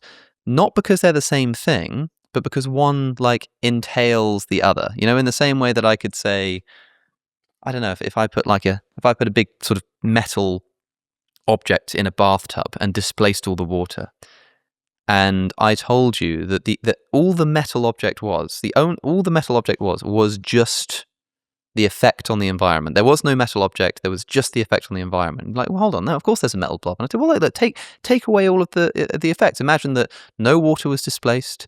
Imagine that there was no splashing sound. Imagine that you couldn't see the metal object because that would be an effect. Imagine that you couldn't hear it. Imagine you took all of that away. What would you be left with? I'd be like, okay, in fairness, you couldn't have the metal object without all of those effects. But the metal object is still its own distinct thing that's causing the effects. And I want to say the same thing about qualia.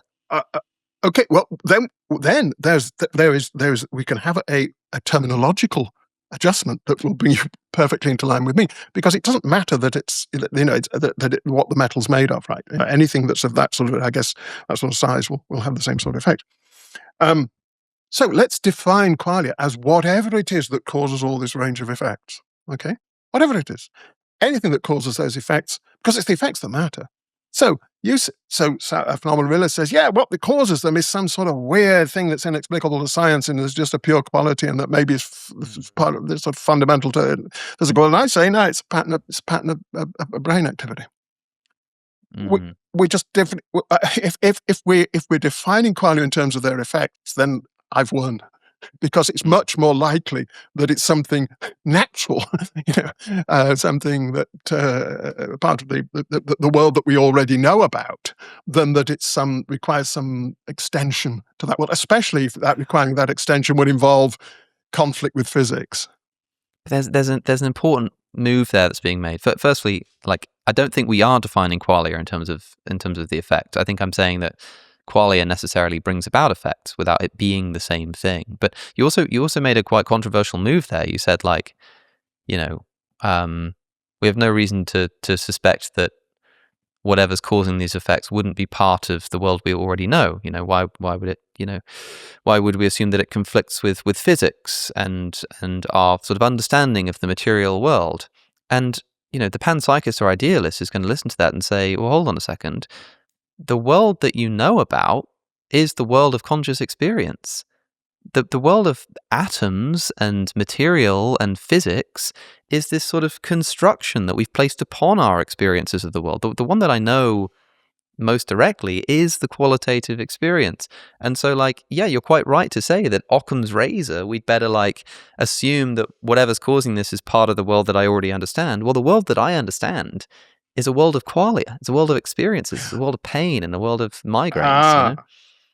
Wow. Well, now let's go right back to the beginning where we started. The world that I know, it's just this world around me that I open my eyes and there's stuff there. Now, this world of qualia, this internal world, this is a theoretical invention. It was invented pretty much around the time of the late 16th, early 17th century, when people realized that the colors couldn't really be out there in the world in the sense in which they seem to be. You have Galileo saying they've got to be somehow in the soul, okay? I think Dan Dennett once said that, the problem of consciousness is the problem of what to do with colors when you realize they're not really in objects out there. This inner world is an invention of that period. Okay, now it could be the truth. I'm not saying it's because it's an invention, it's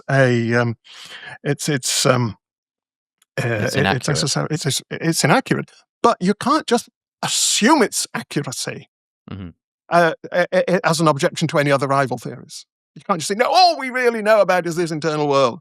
No, people didn't used to think that before the scientific revolution. They invented it as a way of dealing with these recalcitrant things that didn't seem to fit into the picture, into modern science. And since everybody pretty much believed in the soul, they thought, well, we don't know, we want to get on with doing science, but there are these recalcitrant things. Oh, well, we all have souls, they must be in there. The problem really became a philosophical problem when people stopped believing in souls, and they somehow had to put these qualities back into the world, back into the brain or somewhere, back into the fundamental nature of reality. There's another alternative, which is to start to not make that initial move. And this I agree with Philip about you shouldn't take the qualities out of the world. Of course, they're not, as it were, just in the world. There's a contribution from us. Consciousness is an interaction with the world. And this is why it's not a suitable thing to be the fundamental stuff of the universe, because it's an interaction between complex systems interaction of the world with complex systems within it. And it requires an immensely complex psychological system to support it. It's not the right kind of thing to be. It's not a thing at all. It's an interaction. It's a process. And so, yeah, you can't just buy that 17th century conception of what we know for sure. No, I mean, you can have it and you can argue that way if you want, but I don't think you can't use it as an objection to other ways of conceptualizing what's happening. when we're it's aware of not the an world. objection to other ways of conceptualizing it. It's like when you said that, like, well, why would we think that this would conflict with our sort of scientific understanding of the physical world? And I'm kind of tempted to say, well, that itself is an invention of the scientific revolution, the atomization of the world, the mathematical, like the mathematization of our understanding, like that itself is a conceptual framework. And again, it's a great one, makes a lot of sense, could be totally accurate, but it's like, is there such thing as a pre-theoretical like worldview? No, absolutely not. They're competing theoretical worldviews. The question is, which one is the more economical, the more productive? The thing is, I don't see that having this Cartesian conception of the world, the question is, does it give you any real predictive or explanatory leverage on things? And it doesn't. In fact, it just creates a host of problems. And the only thing it gives you is it vindicates this intuition we have about ourselves. Now, if I say, but maybe that intuition is just a product of a really compelling self-modeling activity on the part of the brain, and it seems compelling because, we are those brains that are modeling ourselves, and, it's not like we're modeling a piece of the world that we can get other people to come and, and look at it with us. It's modeling itself. Okay, so of course it would seem compelling to itself, wouldn't it? Now, so what I'm saying is, all the phenomenal realist view, the quality realist view does is vindicate this intuition. Now, if that intuition can be explained in another way, what other advantages do we have from being Cartesians? The advantages of not being Cartesians are tremendous because it opens up our own nature to scientific explanation, to scientific understanding. It opens up our understanding. First of all, it removes this epistemological obstacle to understanding other minds. Other minds are not secret, impenetrable subjectivities that we can never understand. They are complex patterns of sensitivity and reactivity located, locuses loci of sensitivity and reactivity located elsewhere in the world. If we map them carefully enough, and this isn't just a matter of observing their behavior, if we map what's happening inside, we can fully understand what's going on there, and we can adapt our ethical views appropriately, which I think would involve extending our ethical concern. It gives us a handle on dealing with artificial intelligence. It gives us a handle. It integrates us fully into the natural world. It's the final step, if you like, in de-anthropomorphizing our conception of the world. And that's a wonderful advantage. What do you get from the other perspective? You get the vindication of the intuition that I've got a special private world in here that no one else can know about. I think, obviously it'll be up to the listener to decide what's more plausible there. I suppose I wanted to, because this was a slight tangent from what we were talking about, I just want to round it off, this sort of thing about removing all of the behavioral aspects of a qualia and seeing what you're left with. And one of the things you started with was that, like, well, one effect of the migraine is that I don't like it. And to me, this is kind of like the definition of pain. I think pain can be essentially defined as an experience which is not wanted when experienced. And to say that you not liking something is just an effect, I think might be sort of to beg the question, because in my view, when I don't like something, I feel like that is a qualitative experience. Now, that's the thing that you're going to want to deny. But it seems to me intuitively that, like, when I don't like something, it's not just a case of me, like, rationally cognizing and going, like, there's just some fact about the world. It's like it's a feeling. I feel something bad about that particular thing. That's what it means to say I don't like it. Like, I can't imagine somebody saying they don't like something honestly and having literally zero emotional investment in that thing. I think that literally is impossible. And so that's the one you started with as well. It seems to me the most obvious example of calling qualia an effect, removing the quote-unquote effect, and then saying, look, there's no qualia left. It's like, of course, because you've removed my dislike of something, which is like a powerfully experienced phenomenon. Right now, I will let you say what you want to say about how well, like pain, not liking something is not a qualitative phenomenon and whatnot, but at least the sort of initial helpfulness of the analogy, which to someone who's on my side of the fence here might listen to that at first and go, oh yeah, that makes loads of sense actually. What are you left with? See how that is not as powerful when you realize that there are all of these issues with trying to figure out whether the thing you're removing actually counts as qualia.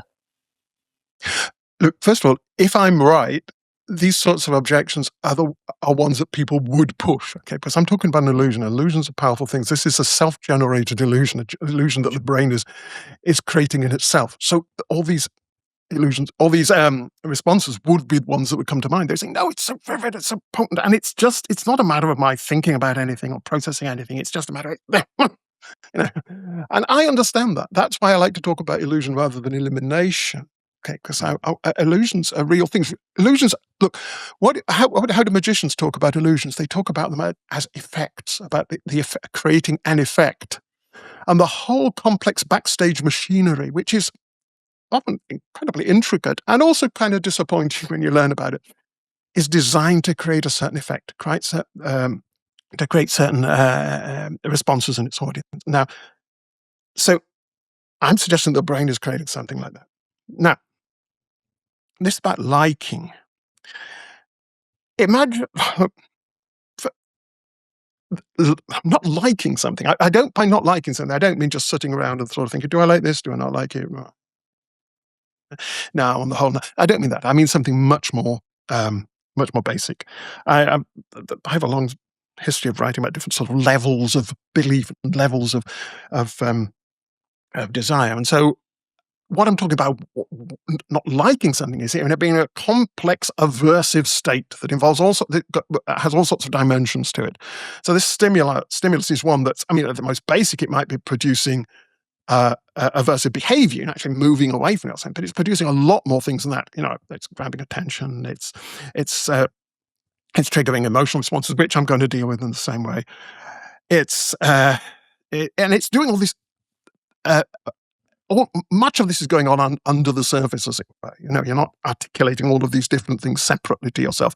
It's put you into this whole aversive state, which we describe as not liking. Okay, we're not using when we try to describe the state we're in to ourselves or to others. We don't use a complex vocabulary of cognitive science, cognitive psychology, or neuroscience. We don't have those resources, and even if we did, they'd be too unwieldy. We say, I don't like it.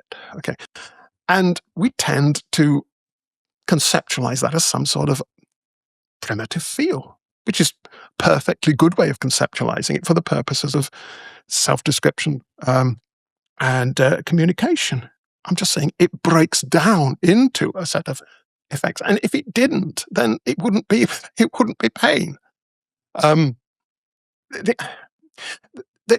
idea that pain has to sort of come from, and the pain, as it were, a pain state can't be made out of things can't be created by things that are not themselves painful. It's like saying that a mountain can't be made out of things that are not mountains.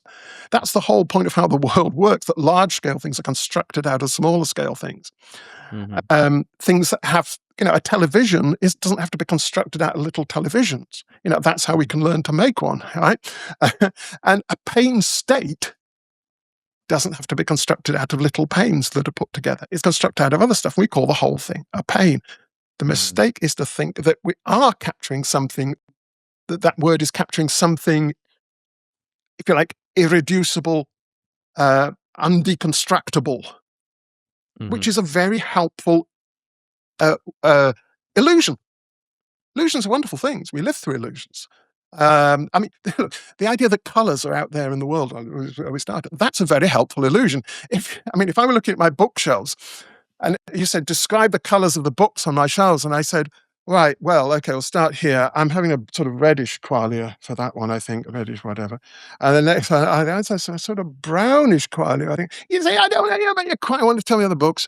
It's a helpful thing to, as it were, see and this is another thing, this is another part of my story that I haven't got into. The idea is that what we're actually monitoring here is our reactions to the things, like this complex internal sense that I say.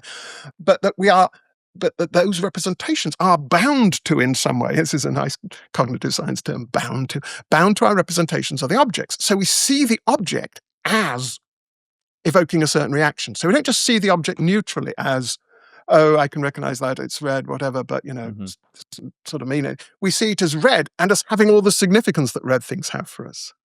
So we see our reactions in the world. The world is informed by our reactions to them. That's what colors in the world. And this is why I kind of, it's a dynamic, but I kind of want to push it back more on the outward.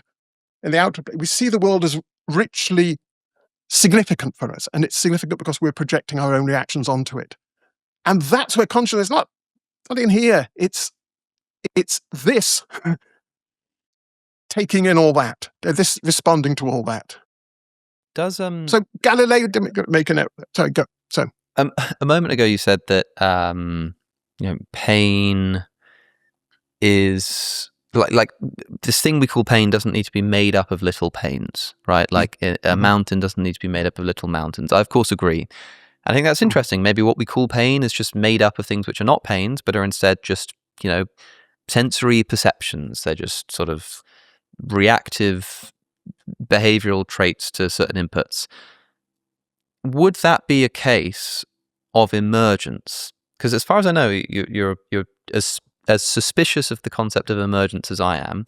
But when you say something like, a mountain isn't made up of little mountains, I want to say, yeah, that's true. And yeah, I don't think that counts as emergence. But when it comes to pain, it feels a bit more tempting to say that that's what you're sort of driving at. No, emergence is, I really wish we could get rid of this word of emergence because it suggests two distinct things, like one emerging from the other, like a whale emerging from the ocean. Now, David Chalmers usually distinguishes between weak and strong emergence. Weak emergence is just that when you put all this stuff together in the right way, you get one of those, but it's perfectly intelligible how putting all that stuff together in that way gives you one of those. So probably being a television weakly emerges from the having all these components assembled in that way, but there's nothing mysterious about it. Nobody thinks, oh God, look, we put all those things together and suddenly a television appeared. Oh, what an amazing thing. No, that's how we can design television. That's how we do it. We know that a television emerges from those components. Strong emergence is the idea that kind of unexpected stuff happens, that you put these things together and somehow something fundamentally new appears in the world. It's not just an organization of those things doing what an organization of those things would naturally, inevitably do. It's that plus something else happening. And a lot of people think that pain is a bit like that that it's the brain doing all its stuff and it has to do all this stuff for pain. But then something else emerges, the actual quality, the feeling emerges as an extra thing. Now, I don't believe in that. I don't think that strong emergence occurs anywhere. But I'm happy to say, in a sense, that what we're talking about is pain. The state that we refer to as pain is weakly emergent from all those processes of sensitivities and reactions. Put all those together and you get pain. But there's no hard problem of explaining it because it just is all those things hooked up in the right way, just as a television. There's no more problem of explaining pain than there is of explaining televisionness. I feel like I could predict all of the things that a TV is doing, minus that, okay, it's complicated because what about the image on the screen? As we said earlier, that only really makes sense if there's someone looking at the image. I'm talking about like a TV, big TV, and it's like pumping out electromagnetic waves into the air. I feel like if I had an understanding of the atomic makeup of that TV and various scientific facts about how electricity works and how light works and stuff, that if you told me that I was going to take all of these atoms and arrange them in this way, I would predict and be able to predict that there would be light waves, photons, coming out of a screen. Whereas I feel like if I understood that a central nervous system, or rather a sort of a reactive system, causes hands to move away from hot stoves, and that there's this thing called like memory that means that this organism is less likely to do the same thing again in the future, and so on and so forth. Like, I don't think just given that information, I would be able to predict or expect that when I put them all together, there would be this there would be this like What would it, that there would be a described illusion by the organism of a feeling of qualia of pain.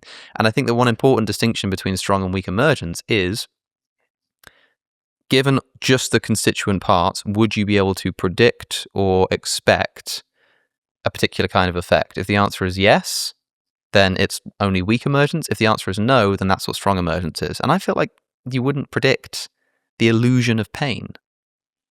Well,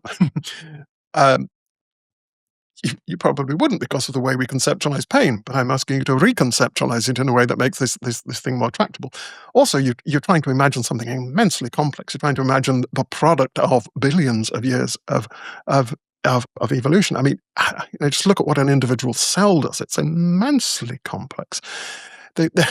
Now, I think if I could, well, I couldn't do it because I don't have the knowledge, but if we could take evolutionary biologists and neuroscientists, and I get out all the best ones in the world, and start saying, okay, look, here you are, you're this thing, and here's the sort of things that are happening inside you, and really walk you through this from, let's say, from the stimulation of the nociceptors in the skin, also the light rays falling on the retina, and really take you through. All we have are just caricatures of caricatures of caricatures, the sort of thing when this debate is conducted in.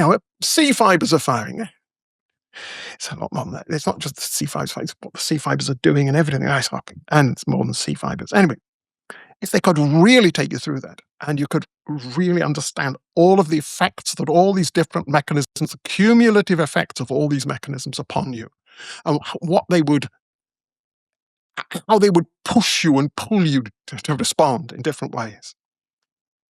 And how this would all be internalized, because it's not a matter of you're just moving your hands.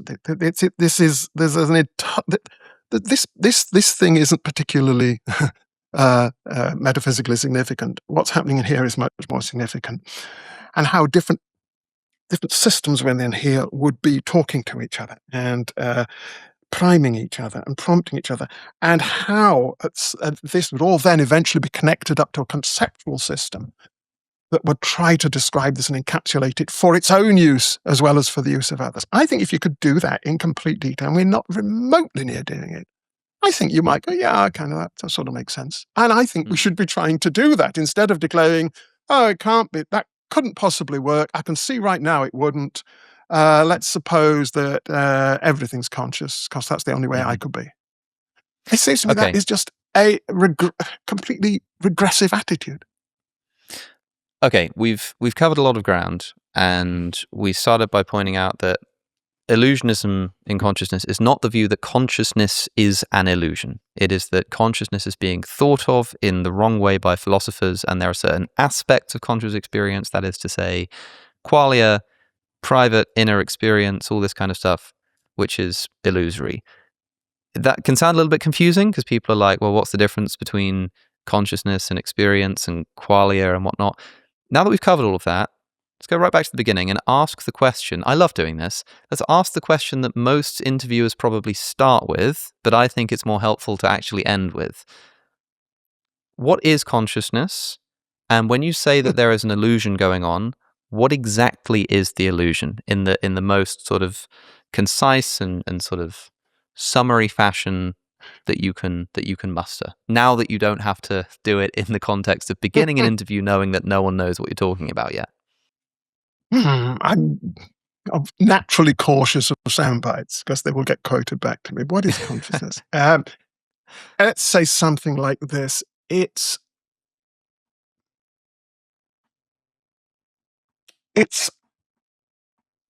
my vivid, vibrant, potent response to the world in all its dimensions and all its significance. It's being in the world, and it's being aware of the world as packed with significance for me, both as a creature and as an individual. That'll do. It's being aware of the world in a way that makes it packed with significance for me. It's not what this is like for me, it's what the world is like for me. Consciousness is what makes the world like something for me, makes it significant, and it makes it significant because it's constituted by a whole set of responses to it. And is that something that I know I asked about the illusion as well, but just to clarify, the illusion is that it is something separate from all those processes, that it is something over and above that, that it is an irreducibly private world that only obviously it's my responses, so I know more about them than anybody else, but it's not. The illusion is that it's something that belongs, if you like, to a different dimension of reality, that it is not part of the shared public world, that it is something that is only there for an I that is itself very hard to get a grip on. I think ultimately, I think it's a view that builds in a sort of it certainly builds in a kind of dualism, and I think it ultimately builds in a Cartesian dualism. It's being richly alive in the world and sensitive to the world in virtue of all sorts of highly complex, evolved processes, not in virtue of some magic that or some fundamental feature of reality that can't be explained in terms of evolutionary processes. So, if that's exactly all conscious, soundbite, was it? I think that's great because it's careful, it's concise, and it's somewhat illuminating. Except insofar as I'm interested in, like, if that's all consciousness is that something that a computer does have, AI, robots, that kind of... I find it's kind of a boring question to ask about, like, AI consciousness. But I mean, in this context, I think it's specifically relevant, like, it seems to me that all of the things that you're saying consciousness is, these sort of reactions to the world, this, like, sort of vibrant significance that is not felt because there's no qualia, but is kind of there, is something that ChatGPT could do. And so when people ask, will ChatGPT ever become conscious, aren't you kind of committed to saying it already is? It just doesn't feel like it's conscious. Absolutely not, because look, I'm talking about a vibrant, multi-dimensional set of responses. ChatGPT has one kind of response, one dimension of response only. Well, first of all, it has only one thing that it's sensitive to, one kind of thing it's sensitive to, text. Okay. And it has one output, more text. Okay, you might say it can do pictures and stuff, graphics, but anyway, it doesn't explore the world. It doesn't have sensors for. It doesn't have its range of sensitivities to the world is about as impoverished as you can get. It's sensitive to text input, and it doesn't even go out looking for text input. It just waits till it comes, and then it responds with more text input. That's about as impoverished as you could get. Okay, so it's an amazingly complex text response, but it's still just one dimension. I'm talking about a rich sensitivity, and I'm talking about sensitivity that is tuned into your individual developmental history, so that every red thing you have seen in your life or experienced in your life shapes your response to redness and shapes what it's like to see red things for you. First of all, ChatGPT has never seen any red things, only seen text, and the text doesn't have any long-term effect on it anyway. It's, the model isn't updated with every, there's context window and then it's deleted. It's about as impoverished, it's a very complex thing, but it's very impoverished in terms of the dimensions of reactivity. Now, if we were to build things like, autonomous artificial beings that had all sorts of the kind of sensors they would need to survive and to operate autonomously, then we start to have to equip them with the kind of stuff that evolution equipped us with. We might also need to equip it with self-modeling, the mechanism, self-monitoring mechanism, and then we might start getting into the sort of territory where we would think that, the word consciousness maybe would be appropriate to extend to it, but there would be no point where like some inner light came on.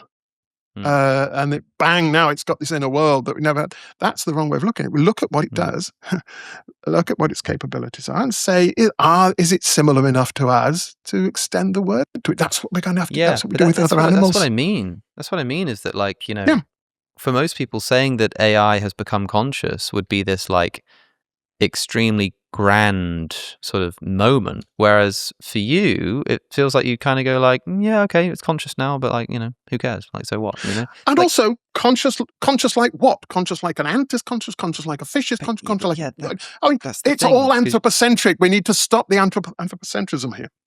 You said it's super, like, it's about as impoverished as it gets. Well, maybe then ChatGPT is just the most impoverished kind of consciousness. That's what I mean, is that if all consciousness is this, I mean, you said the word vibrant, but then, vibrancy is relative and difficult to precisely define. And so, like, if you ask ChatGPT, it would be like, yeah, I'm having a really vibrant conversation, and it can not just produce images, but you can send it images. You can feed it sort of visual data, and it could tell you like, oh, this is such a vibrant red that I see in this image, and it's having all of those reactions. And granted, it is extremely limited compared to what a human brain is doing. But my question is that a difference in degree rather than kind? Is it just okay? It's conscious in the way you've defined it, just like not very like much.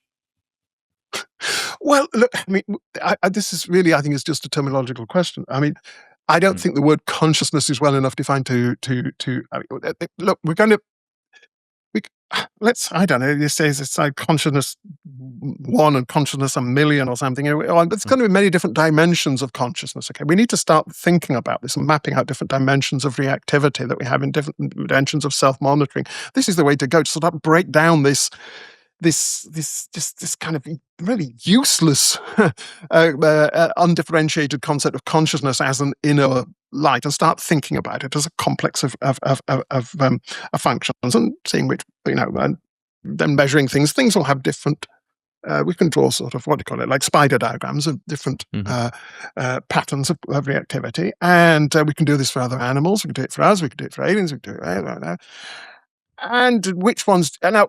So something like christening them with the title of consciousness, that carries all sorts of other stuff with it about ethical concern, about responsibility, about all sorts of that. So we might want to think about, we might need better I think we do need better terminology in this area.